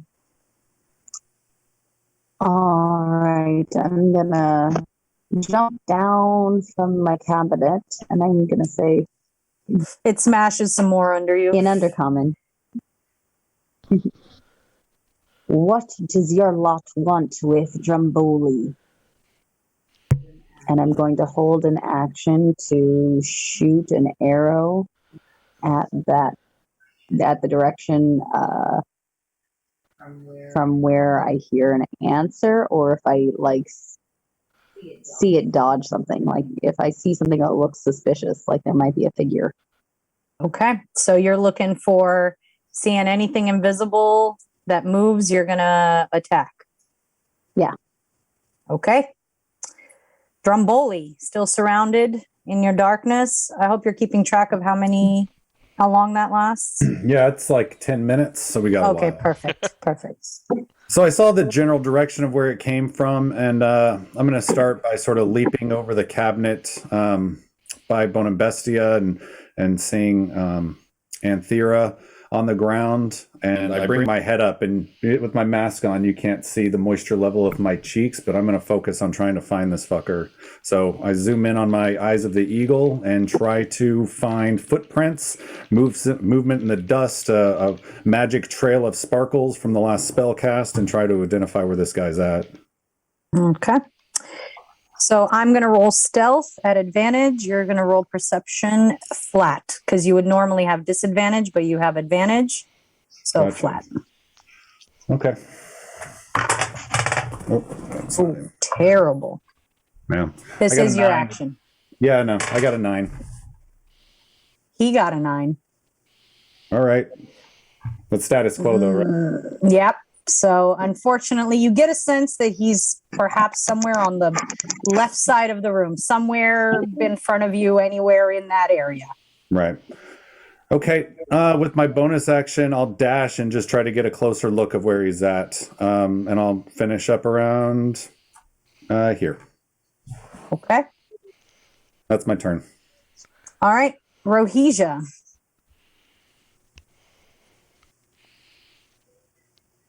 All right. The darkness. Oh, yeah. Rohija, you find yourself surrounded by darkness. Yeah, as per usual. I didn't see the circle move. I kind of. Yeah, I can't move it for him. He's going to have to move it. Oh, gotcha. It's But what, 20, basically, 15 you're feet? right at the edge of it. Yeah, you're right at the edge of it. All right. Since I feel like we kind of know at this point how the spell works. He's used a couple times with this. I'm just gonna step down. So I'm going to move her just off for now, since she's not there anymore. Oh yeah, it's fine. I'm just gonna hold. Actually, I'm gonna summon her again. Sorry. Okay, where do you want her? For now, like right here, but I'm gonna end up moving her too. So just put it right there, I guess. All right, I'm gonna summon her within 15 feet of me and move her. I would say like right there. That's pretty good coverage. 5, 10, 15, 5, 10, 15, 20, 30. Yep, that's the max I can go. And I'm gonna hold my action to attack any of the invisible creatures is when they show up within either my 10-foot reach or my echo's 10-foot reach. You got it. Jovis. Okay. Man,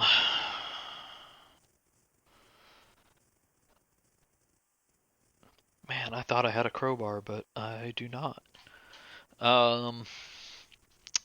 Yeah, so I'm just gonna kind of like wedge my foot up against the door to try and, block the door. And I'm gonna reach back and start shooting some Eldritch Blast towards, where some lightning came from, where I might have heard some footsteps, etc. You got it. 23 for the first one. With disadvantage? Yep. All right. So this time, your Eldritch Blast strikes true directly next to Drumboli. All right. and it does 1 force damage, but the more important part You got it. is Let's see. Let's see if he holds on. So he's got to beat a 10.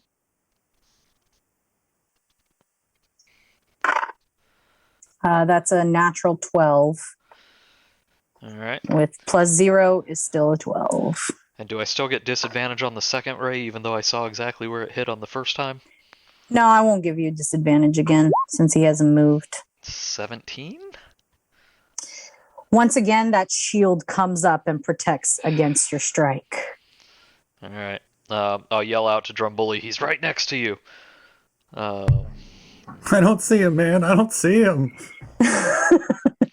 Just start swinging. You did see something get blasted directly in front of you, Yeah. but you're a little bit disoriented due to that perception check. Okay. Yeah. So that's gonna be my turn. All right. So, let's see how this is gonna work.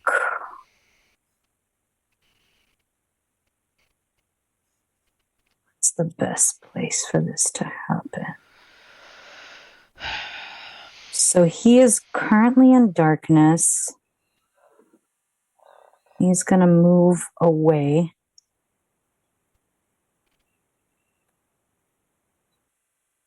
To where he can see. Can we get rid of this extra or do something with these circles? There's a lot of them here. Yeah, Devin, if you want to move yours, I'll delete mine. My fault. I don't know. Oops. It's all right. I'll let you guys work on that. Yep. Hey, out of curiosity, so he's moving away, but he's not taking any actions to like hide or stealth, right? Correct. Okay. But he's invisible. Yeah, I don't know if invisibility actually gives you advantage on stealth, just FYI. It does give you advantage on stealth checks, but he's not making stealth checks. It has to do with whether you guys can see. Let's see. I always thought it did.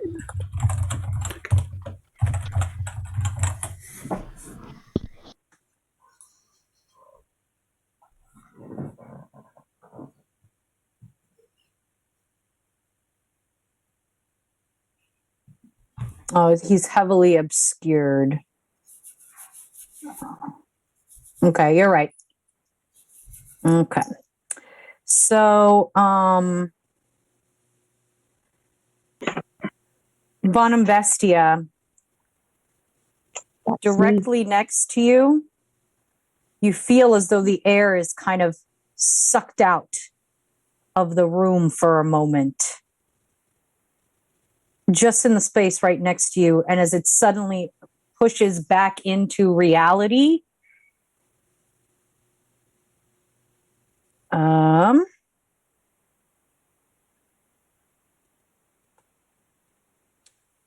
sorry.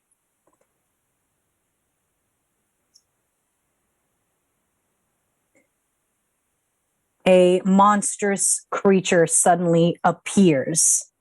A demon that looks more like shadow than an actual corporeal being. It has 2 large wings, large horns coming out of his head, long arms and claws, and the bottom is sort of genie-like, kind of disappears into nothingness and just suddenly appears next to you and turns its head, its empty eyes staring at you.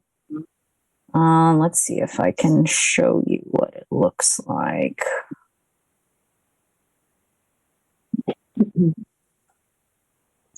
So will this trigger my reaction or my held action? Yeah, sure. I'll allow that. Mine as There it well, is. because I have a reach of 10 feet. There you go. That's what he looks like. So you guys are welcome to attack him as he pops into existence, clearly summoned by this 26. invisible figure. That does hit. And what are you attacking with? Your pike, right? Yep. No Great Open Master because it's not my turn. That's still max damage, so 15. Okay, hang on 1 second. And it is magical, yes? Yep, magical piercing. All right. Sorry, tell me that damage again. 15. All right. So as the pike kind of pushes through the thick leather hide of this creature, it bleeds a thick, black, shadowy blood that looks less liquid and more like a black fog coming out of its body. BONUMBESTIA? Okay, that was a 13 to hit. That With just hits. Longbow. That is not. Oh, so that should be disadvantage? It was. Okay. Perfect.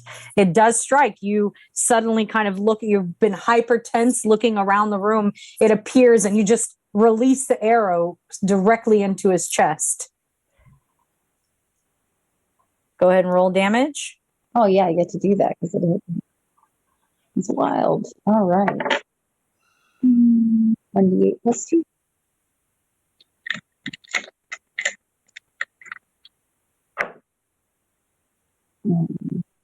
Three. All right. 3 is already halved, or is that the regular? No, that's just the full damage. Okay. So as this arrow strikes into his shoulder, you can see like it does not pierce as far as you had hoped. Okay, can I drop my longbow now? And It's not your turn. Okay. So let's see. Sorry, let me actually play music for you guys. Nothing's playing. Why is nothing playing? Let's do this one. There we go. All right. So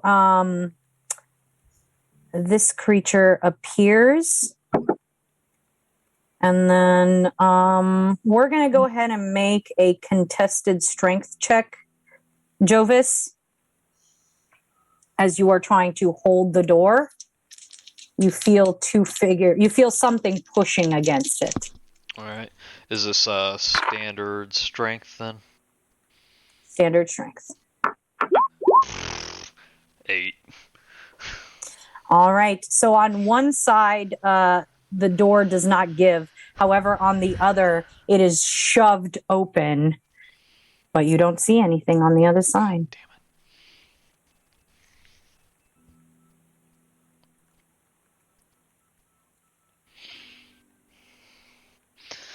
I yell out, I wasn't able to hold them off. They're here somewhere. And yeah, you're there. You're right out front. They suddenly become visible as they both take both of their sword attacks against you. And well, it's not a surprise because you knew they were coming.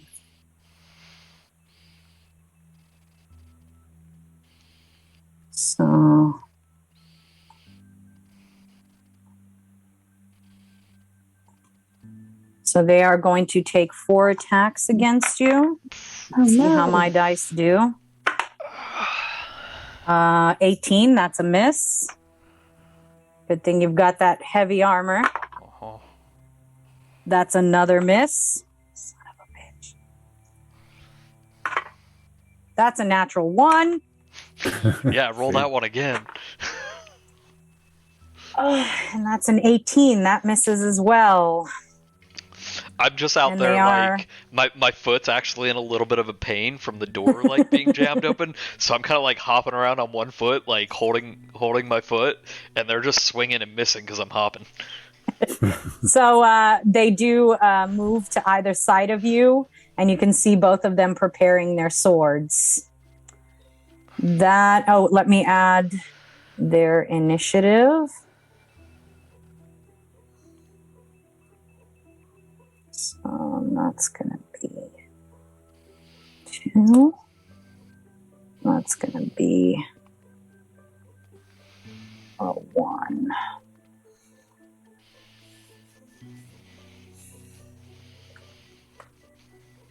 All right. So that's going to bring us to the Shadow Demon, which has appeared.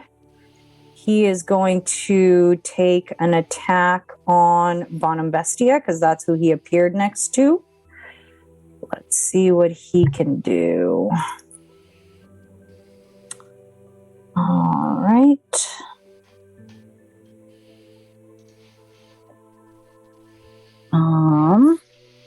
So he's going to reach out with his claws and make 2 attacks. Good. The first one is a 23 to hit. Oh, just barely hits. Okay. Well, that's going to be 10 points of psychic damage. Oh boy. As these claws rake through and kind of places both of them around your head, and your mind begins to shake. You also take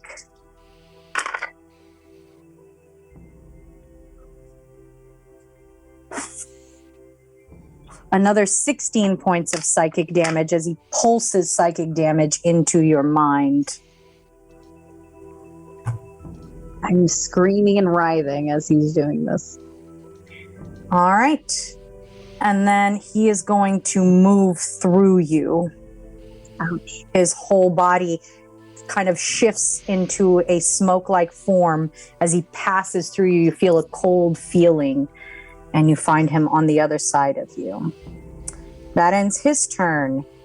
Eldith, finally back in the game a little bit, barely still holding on. Yes? I was going to ask about the shadow or the echo's opportunity attack, but the reaction was the held action, so never mind. Yep. Eldith, seeing this new creature attacking BONUMBESTIA, is first going to Hunter's Market. All right, let me mark that spell off for her. Or I will eventually when D&D Beyond decides to start working again. And she is going to fire 2 arrows at it with her longbow. Oh, now I roll well. 1 misses, the other one, however, hits. And she's going to do 1d8 plus 1d6 for her hunter's mark. 4 plus 3, 7 plus 3 is 10 points of damage. However, half to 5 as her weapons are not magical. She does not have a magical bow yet. And she's going to back the fuck up. PARREN.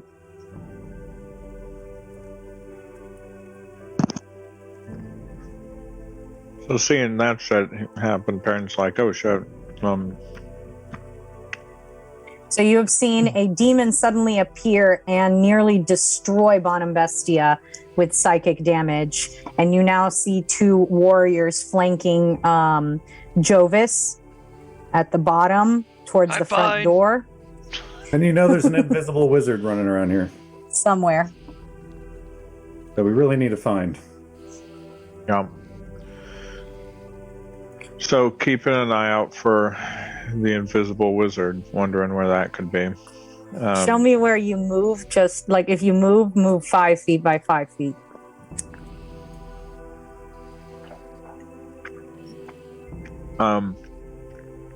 Actually, what I'm gonna do here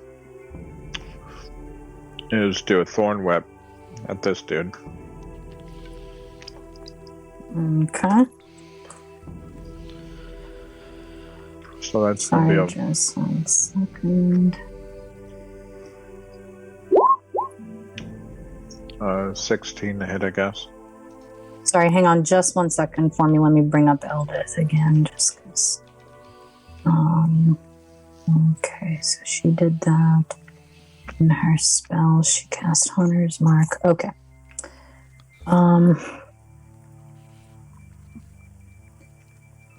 Sorry, which one are you attacking? The demon? The demon. That does hit. Awesome. So as I do implement this damage I'm about to do, I also pull him 10 feet closer to me, saying, "Get over here." So you kind of twist your hand around your body, and this whip of thorns appears magically in your hand, lashing out towards this creature, wrapping around its throat, squeezing tight to puncture into its throat, and you yank it backwards. Is there a strength save for that, or it just happens if you hit it? Nope. Yep, 10 feet closer to me, and I do 9 piercing damage. Magical, correct? Because it's a spell. Yep. All right. So as this thorn whip kind of dissipates, you see the same sort of like black fog seeping out of its throat. It's still looking strong. Anything else, Perrin? For bonus action, I don't know if I need to. You know what? I'm going to. For bonus action, I'm going to combat wild shape. Yeah. What you turning into, Perrin? Let's see. It was blind sight.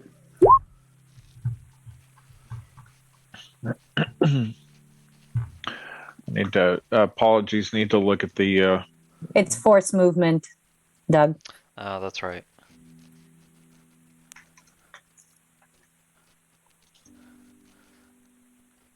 What you doing, buddy? So I just want to make sure that I can.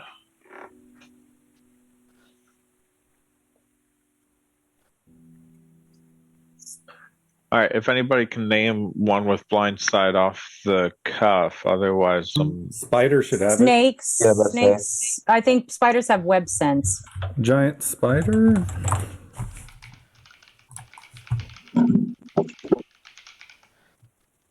Has blind sight for 10 feet. Okay. So you can do spider. There's snakes. Okay, yeah, giant spiders. All right. So One of my you go-tos. grow into a large creature. Your senses suddenly sharpen as you burst into this gigantic spider form, and you suddenly sense a figure you did not before right here. Ooh.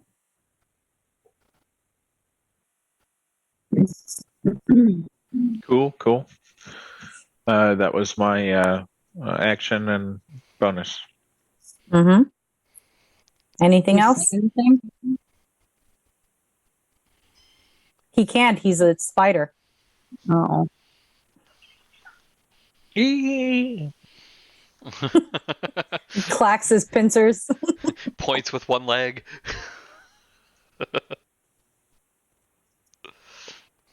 Yeah, that's it. That's all. That's all I got. All right. No, BONUMBESTIA. No, I know. How you doing? Oh boy, things are not looking so good for me. I don't think that's a good idea. Yeah, I guess, you know what? I'm going to go for it. I'm going to drop my bow and arrow and grab my battle axe.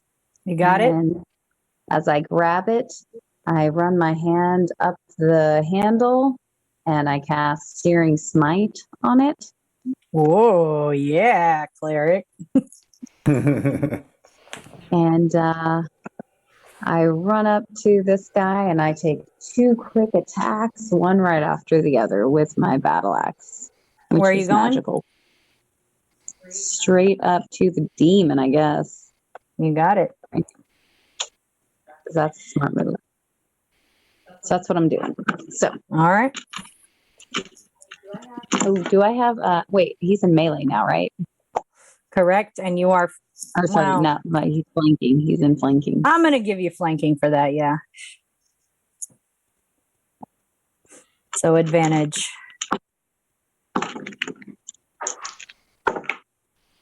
All right, so the first one is 26 to hit. Woof, that hits. Okay. And the second one is 13 to hit. Just hits. Oh, yay. Okay. Mm-hmm. Not very thick hide, just beefy and shifty. Those guys. You get to use your damage dice. Yay! Didn't think it would happen tonight.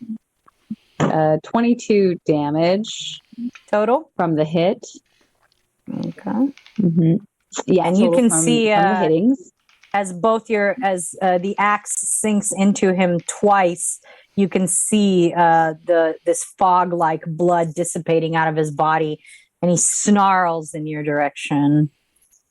Okay, and it needs to make a saving throw Okay. because of the Searing Smite. And I'm So that was just your slashing damage, right? Yes. Okay, and then this is your Searing Smite. Searing Smite would just be 1d6. But it's hold on, what kind of save is it? Con? Constitution. Yeah, con save. Natural 1. Woohoo. Yeah. 3 fire damage. 3 fire damage. Let's see.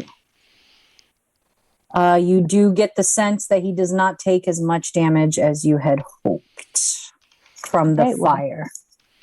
He will have to make a Constitution saving throw at the beginning, of each of his turns, because he is ignited in flames. Okay. Good look on a demon. You got it. So this shadowy sort of fog begins to flicker with flames inside its body. Good round. Anything else, BONUMBESTIA? No, I probably shouldn't get away from him. Well, yeah, I'm going to stay here and I'm going to yell to my friends, let's get this guy. All right. Can I pull my shield out? You already pulled your battle axe out. Pulled my axe out, so that's a free object interaction, yeah. Okay. And that's it? All right. Drumboli, All right. over here all by yourself. What you doing? Right, so I've been tracking this wizard who's casting spells, jumping over both cabinets, finding myself kind of empty here, but I hear somebody talking, I imagine. Are there some verbal components to bringing this demon into the shop? Let's see. Yes, summoning the demon did. So I kind of hear that, then I'm looking for a combination of footsteps through the pools of blood from Eldith's throat being slit multiple times, or Anthera's blood, or anything. Give me an idea of where this wizard is right now without using a perception check, even if it's a general area. So he is somewhere near BONUMBESTIA and the demon. All right, then I'll use my action to cast Fairy Fire, and I'll put it in a 20-foot cube that would not encompass them. And basically, So just what you're hoping is the invisible creature. Yeah, not I kind of bring down a shower of blue purple glitter down from the sky, almost using it like an oil to see if it catches on anything. Okay, and what kind of save is that? It's a Dex 14. Let's see how he does. 13 plus 2. Okay, so does not succumb to the fairy fire. That's probably going to be it. I'll take a bonus action to hide, I suppose. I'll go ahead and move a few steps to get myself out of the area where my words last came from, and I will bonus action hide. You got it. All right, Rohija, once again, you find yourself in complete darkness. Why does it always happen to me? Trying to push you closer to the door.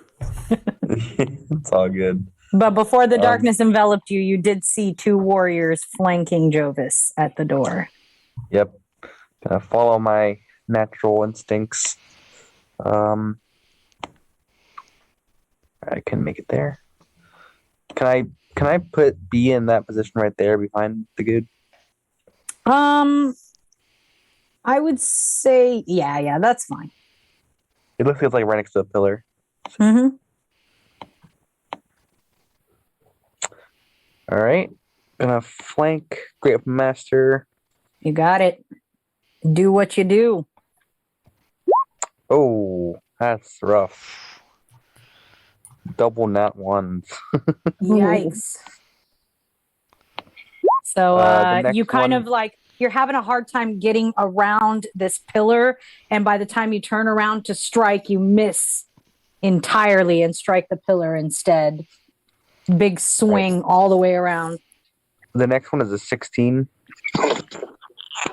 And the second time you strike forward, he pushes and dodges right out of the way.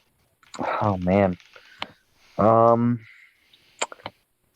gonna use Action Surge. You got it.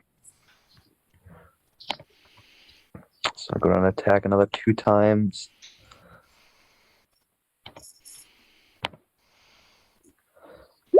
All right, Infuriated by your lack of ability to strike this warrior. You haven't come across this before. Normally 22 to they hit. fall easily to you. Let's see. 22, you said? Yep. Let me see. Does that second digit actually matter?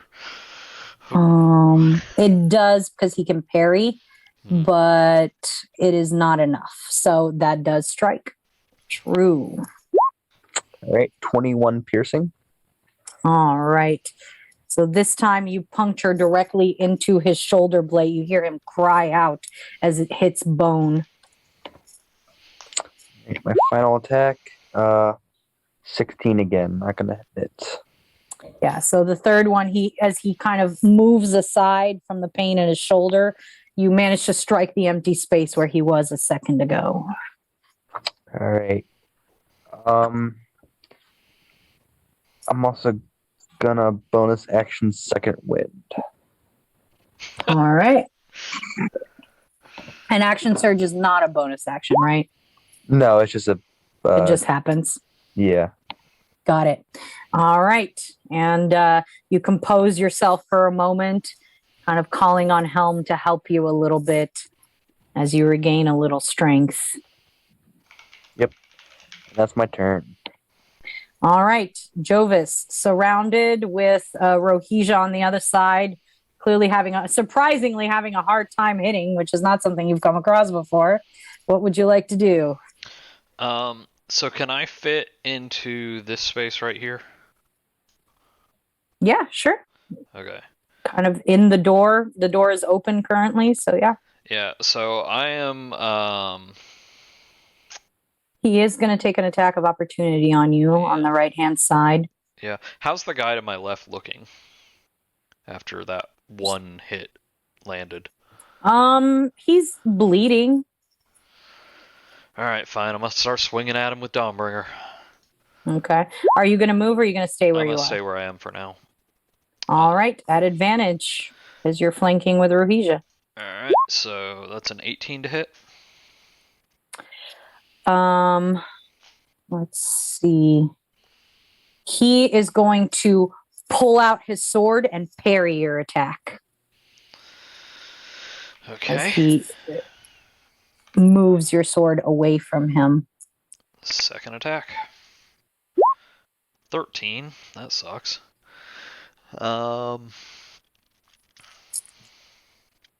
And you can hear the frustration coming from Dawnbringer, who's ready to sink her teeth into some flesh.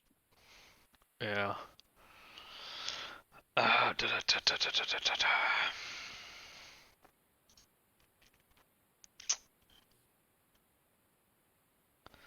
Yeah, I'm gonna go ahead and do the movement and take one opportunity attack at advantage instead of 2 at their turn.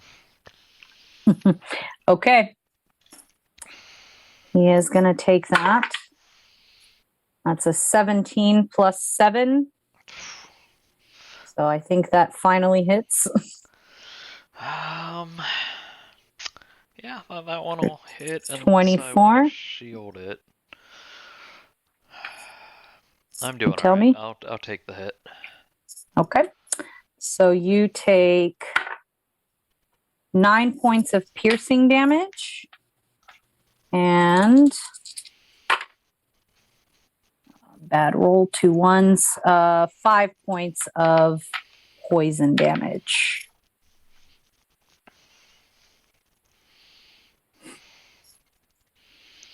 All right.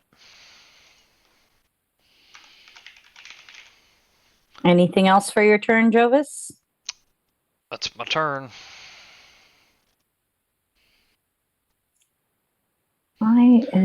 Do I see any movement or any strangeness outside the door while I'm standing right in the doorway? Currently, you do not. Not that we saw the other people coming, but... All right, that brings us to their turn. Can I use my object interaction to close the door again and put a foot against it? Sure. Well, you're kind of standing in the doorway, so you can't stand there and close the door. What if I was like in the middle spot, like there? Would that matter? Still, so this whole line is the doorway. Yeah. All right, then I don't do that. Okay.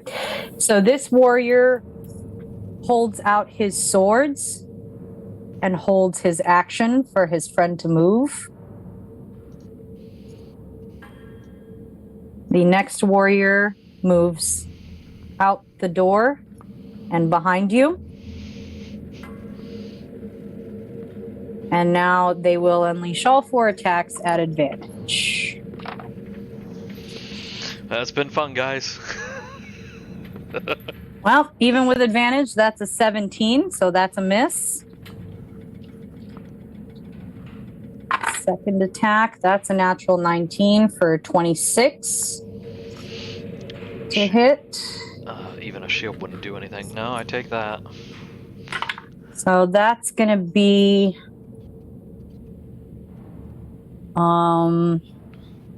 7 points of piercing damage. And bad roll. 5 points of poison damage. Got 2 more coming your way. That's a 19, miss. Let's see. Get lucky. Nope, another miss. They're so fucking hard to hit. All right, that ends his turn. I mean, their turn. That brings us to the wizard, or the mage. All right. So the mage, oh, sorry. I'm going to move her body so I can move my mage. Oh, actually, no, I'm just going to leave her body where it was. Mage is going to move here. And those of you, actually everyone, even not in darkness, you see him appear.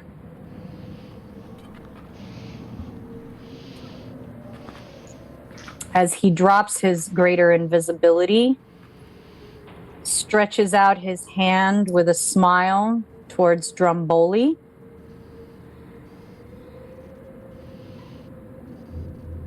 So he's like looking at me, like I can tell he can see me. Well, he's actually pointing. He's looking towards the darkness. He cannot see you.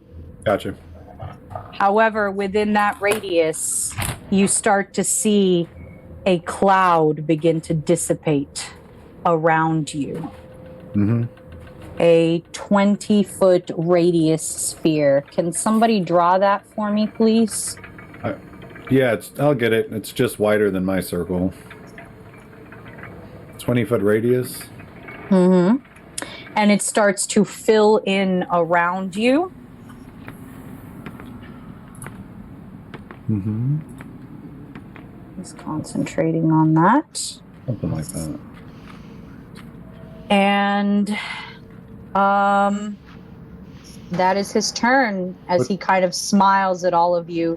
And you can see he is wearing some fine clothing insignia that is similar to the ones you saw your captress wearing before. He is clearly fairly close to her.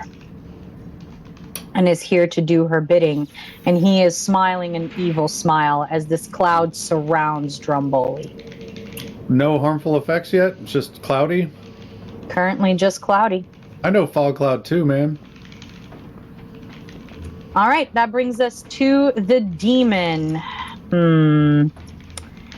Yeah, the demon, seeing this large creature suddenly appear in front of it, is going to go ahead and take its attacks on it. Seems to pose a greater threat than the Dragonborn behind him. He's going to take his 2 attacks on this giant spider. That's going to be a 21 to hit the giant spider. That does hit. So you take 10 points of psychic damage. And as he sinks his sort of claws into you and then pulses, you feel pain racking your mind. And you take, woof, that was a good roll, 18 points of psychic damage as well. You still a spider? Okay, you drop form. And suddenly PARREN is PARREN again, as this creature faces off with both of you. All right, Eldith is going to... Let's see... Yeah, and that costs PARREN 2 extra points. Okay. She does not have any spells with which she can attack, so she still has to use her regular longbow, and she knows it's not going to do damage against this shadow demon as much as she'd hoped. So instead, she's going to take a shot at the warrior in front of JOVIS, the one that looks more wounded. Even though she doesn't have a hunter's mark on him, she's still going to attack him, attempt to help JOVIS. That does hit. She does 6 plus 3. She does 9 points of damage on the first attack. As the arrow kind of pierces through his collarbone, you can see it come out on the other side, JOVIS, sort of poking directly towards your face. And then she's going to go again with her second arrow. Another hit. And that's going to be 7 points of damage. All right. As these 2 arrows strike this warrior, he's beginning to bleed and looks about half as strong as he was. All right. PARREN, you are back into your regular form. What would you like to do?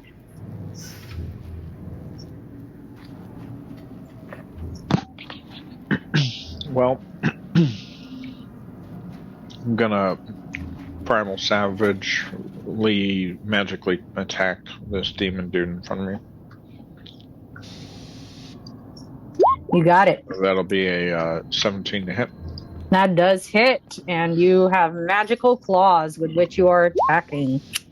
That's a 10 acidic. But it is acid damage. Let me see.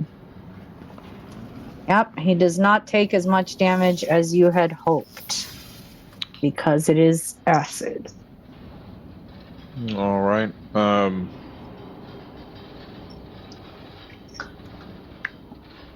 Well, I guess 4.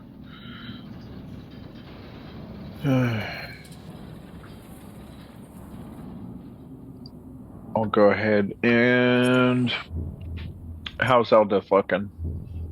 She's okay.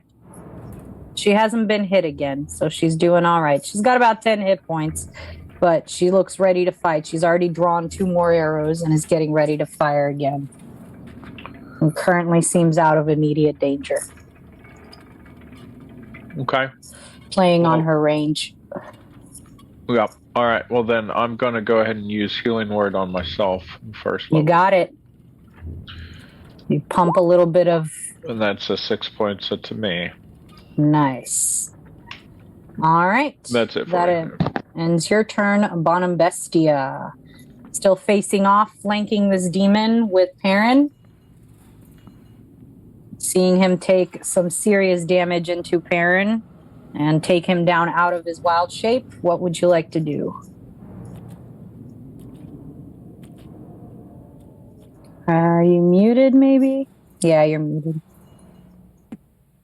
Okay, I'm going to stick with it, and I still have Sacred Flame on my battle axe. I'm going to get my shield out. Okay. And then I'm going to attack him in a very similar way as before, except I'm going to like kind of come up from his smoky bottom and see if I can bisect his body the first time, and then come down at an angle, slashing the second time. Nice. Sort of a uppercut, side swipe. Yeah, Into his ever fluid body as his wings are kind of beating around you. That plus 8. 22. That does hit, definitely. Also 22. I got 14 3 times out of 4 dice. Nice. Okay. Go ahead and roll that damage, baby. I do all those things. So magical slashing damage. Oh, I'm sorry. He was supposed to take fire damage, right? That's right. Does he save again, or does he just take it? Oh, it's a. Let me see the spell. I think it was another save.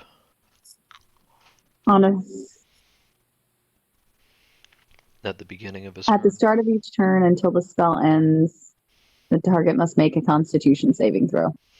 Yeah. So you make a throw, and then I Failure. So go ahead and roll that fire damage for him. 2. So 1. All right. You can see the flames lightly licking. He's not even paying attention to them. All right. So I hit him with another 15 magical slashing. You got it. Now that he does take notice of, and he's starting to look a little weakened. And sort of looking towards the mage that called him. What's the plan, boss? I still have a bonus action.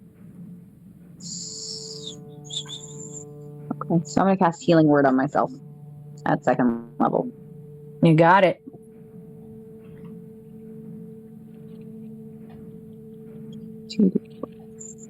Don't forget, you guys have like a shit ton of healing potions and things too.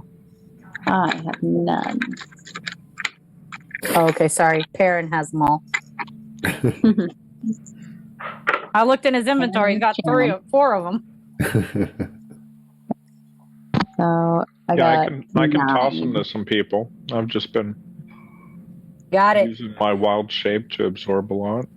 And Healing Word. That is it. And I say, if anybody can, I guess we need to take out that mage. He seems to be a problem. And that's my turn. All right. That's going to bring us to Drumboli. Drumboli, I need you to make a Constitution saving throw. All right. I can do that.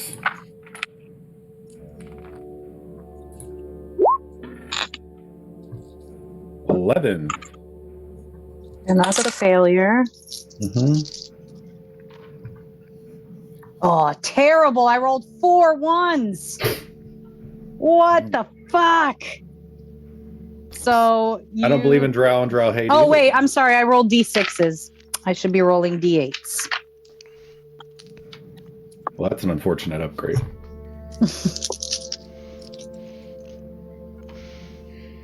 Better. Oh, I roll 4 8s. Better. You take 25 points of poison damage as this cloud invades your mind and your throat. Okay. And that gets me to 1 hit point. Oh shit! Hey guys, after So this next barely turn, I'll actually- holding on to life. Yep. Yeah, no problem.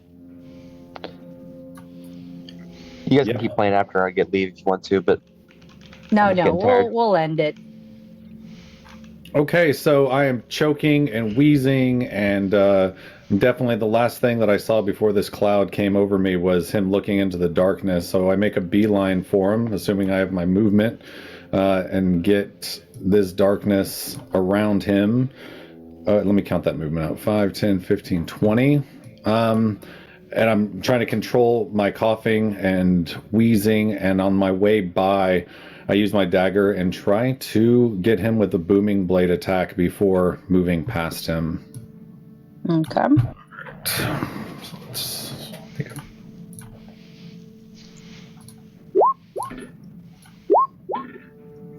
Oh, 17 to hit. So as you strike out with it, you see him react and put up his shield. His magical shield protecting him. Okay. And you can see there is a shimmering sort of magical armor around his body. He got a few of those. Okay, so with my bonus action, actually, I'm probably going to hide later on. So I will keep moseying on by. That's 30 feet of movement.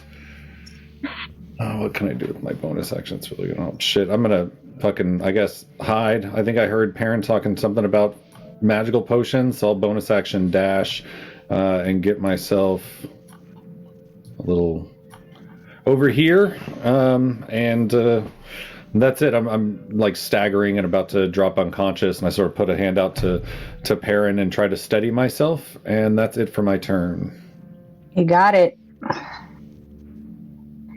Sorry to dump you guys in darkness. Rohesia, frustrated by your inability to strike last time enough to do good damage, what would you like to do? There. All right. We're all just doing a little Congo line. Moving around. So I'm gonna follow suit.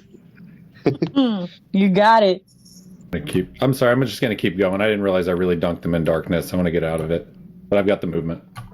Okay. All right. Attack with advantage. Grab master. Oh, Nice. crits. Yeah. So that has a few different ramifications. One is just the damage alone. Okay, so we double rolled dice, right?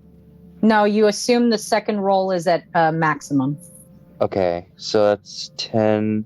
So you basically add all your dice at maximum and then roll your damage and put those together. Right, gotcha. All right, so that's 25. That's 35 damage. All right. Does that include your weapon master? Yeah. All right. Very nice. So how do you want to do this? All right. So I kind of just I'm standing there at this pillar, kind of like holding next to it, using it to support my weight a bit because I'm starting to take some damage. But I notice everyone's kind of shifting around, and as I notice the guy next to me kind of turns attention to Jovis as he turns behind him, I take that a moment to step, kind of do like a diagonal step behind him and pierce him right in the like abdomen. And It goes straight through and misses Jovis by an inch. Jovis, you see the pike directly in front of your stomach, barely an inch shy of you. I'm used to it, so I just give a little smirk. all right, but that's not me done yet. I'm gonna also move. This guy is like in the doorway, right? Well, Jovis is currently in the doorway. He's outside. Gotcha. Is the door shut, Jovis? No, because we're No, it's standing open. in the way. It was about to be, but Gotcha. Like, okay, my mouse keeps like trying to drag, so I can't scroll back up to the top. Goodness.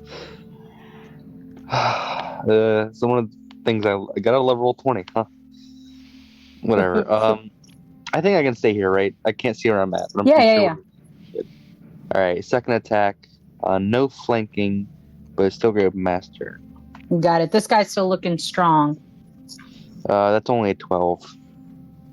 So that does not hit. He dodges out of the way and gives you a grin.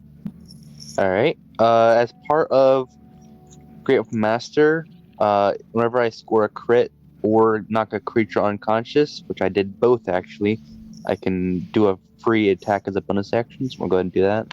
You got it? Oh goodness. Woof. With or without Grip Master, that's still really bad, so just gonna whiff on that one.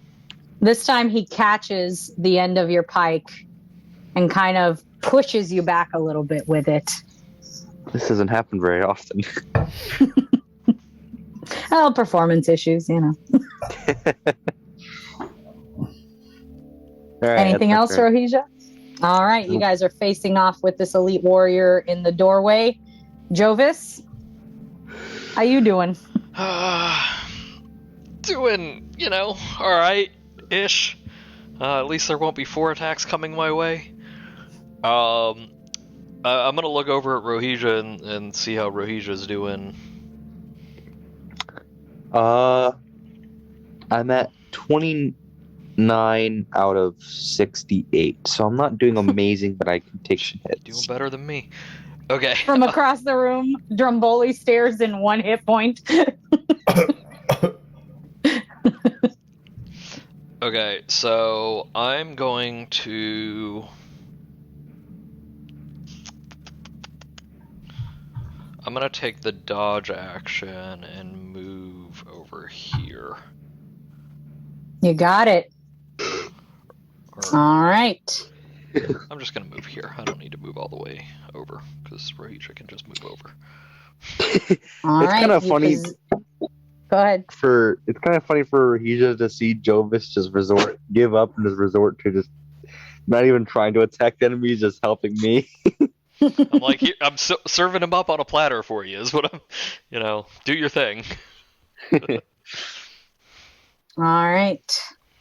So, this warrior, seeing himself sort of surrounded, but still feeling very strong, untouched, in fact, is going to kind of take a look at both of you and size you up.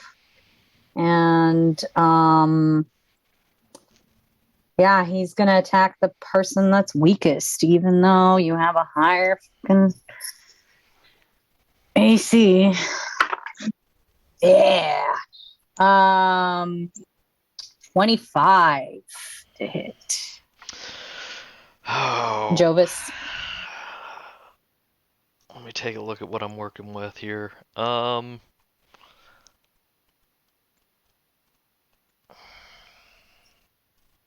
Remember, if they roll meets your AC, it still hits. So. Does it? Oh, that's Yep. right. Yeah. It's the opposite of... It saves. Yeah, then I got nothing to do. Okay, so you take 6 points of piercing damage. And terrible 4 points of poison damage. 2 1s and a 2. Was that at disadvantage, that roll? Because I was dodging. Oh, nope, it wasn't. Let's go again. That's a natural 20, so. I'll shut up now. All right, he's going to take his second attack at disadvantage. That's an 18 and a 7, so good miss. Great job on that dodge. Staying alive. And Staying alive. that's going to end his turn. So the first thing that happens on the mage's turn is this cloud moves this direction away from him. That continues there. And what is he gonna do? Yeah, he's gonna do what he does. I'm sorry, guys.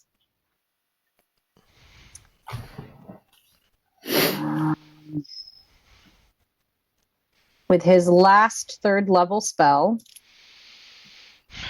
I need PARREN, DRUMBOLI, and Eldith to make dexterity saving throws. With Rogue's evasion, Devin could still clutch this. I don't have He's at evasion. 1 hit point. I don't have level 5 rogue yet. Oh, right, because you're Level 3 multi-classed. warlock. Why you So guys that keep is a standing save. in a line?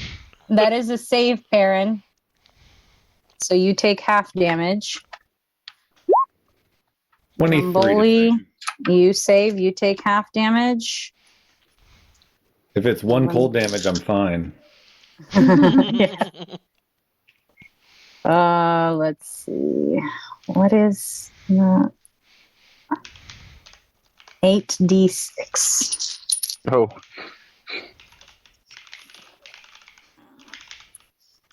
And then I'll roll for Eldith in just a minute. Woof. Now I'm finally getting some good rolls. 12, 17, 20, 3, 25, 28, 29 points of lightning damage. So halved to 14. 14 points of damage for PARREN. Drumboli's unconscious. DRUMBOLI goes unconscious. Darkness dissipates. Of course.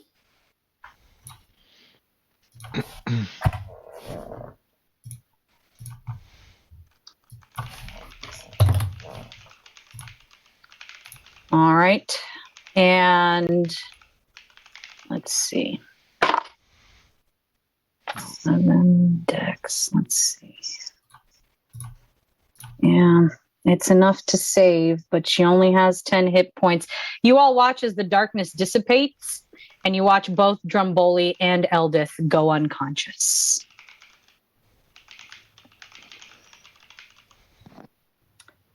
And as that happens, that brings us to the end of the round. As we move in, and we're going to go ahead and end it here. However, out of the sort of back of your ear, Jovis, you hear more footsteps approaching. oh, lovely. And that's where we're going to end our session for tonight. All right, good session. All right. Thanks, Audie. That was a good Very session. nice. Those This were battle's really interesting. annoying elves. This is my first battle where I've managed to get multiple people unconscious. You're You're something the big damage dealer, too.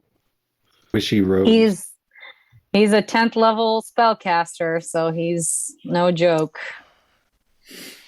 It You're killing hurts. us, literally. I'm gonna head I out. think you Night, guys will make it through. Good night. Good night. Strahd next week. Yeah, Strahd next week. Sweet. Looking forward to it. Out Night. there in TV land, Strahd next week. Same bat channel, same bat time. Same bad time. Same Yeah, people, buddy. different characters, different DM. But we have a cleric. We do have a cleric in that one. Catcher's gonna need us. You're gonna need it. I feel like Devin's gonna take this out on me. Regardless of what happens tonight, we got some fun sessions coming up in Strahd. Oh, that's All right. cool. I did check with my. Oh yeah, we gotta fight the fucking druids. We're so screwed. I did check with my friend. Just vaguely asked like how far she had gotten on her campaign, and she said she just finished up a thing at the winery, so they have passed us by. Again, not surprising with 8-hour sessions every Saturday. Yeah, how I think did we'll be they- saying bye-bye to them as far as pace goes. Yeah.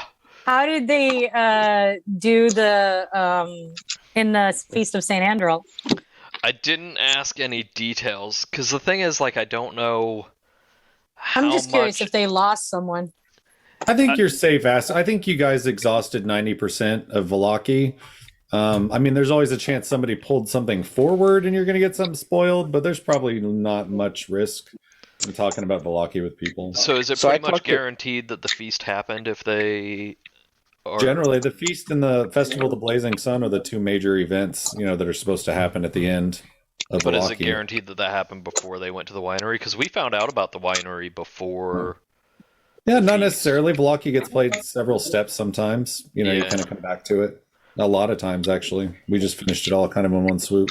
Yeah, maybe I'll just ask, like, did a major event happen in any of the cities or something? Like, Did you Oh have yeah, to we don't find want to any spoil bones? them. right, that's the thing, is I didn't want to be like, even the name, the feast, is like, kind of, Yeah. A little on the nose. yeah, so, but, Yeah, apparently I talked to my friend not too long ago, and apparently when they were in Vlaki, Blinsky's toy shop had like a huge thing going on. I don't know if it was homebrew by the DM or not, but like a bunch of the toys came alive in the shop and like started like going on a murderous rampage, and like Strahd showed up, and it was crazy. it sounds like Blinsky's dolls joined the feast.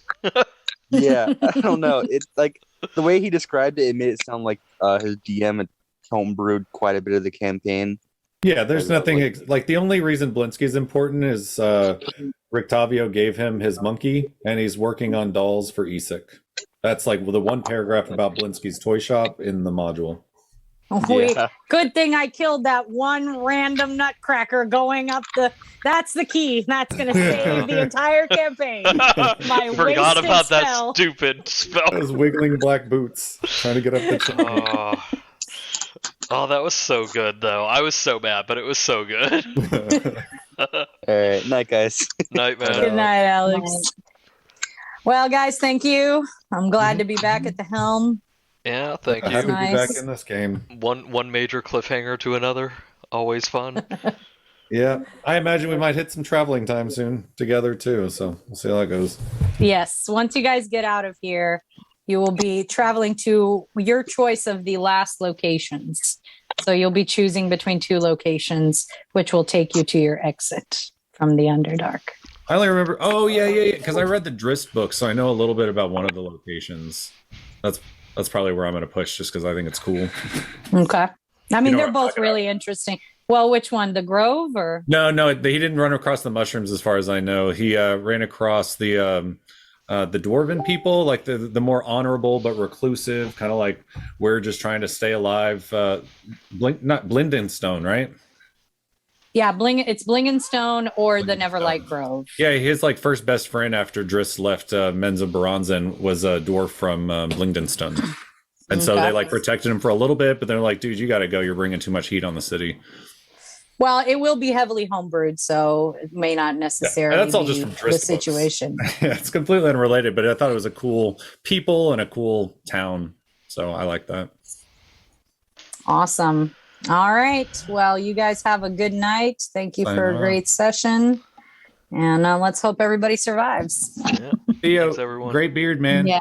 Beard's really I think coming you're in. gonna kill us.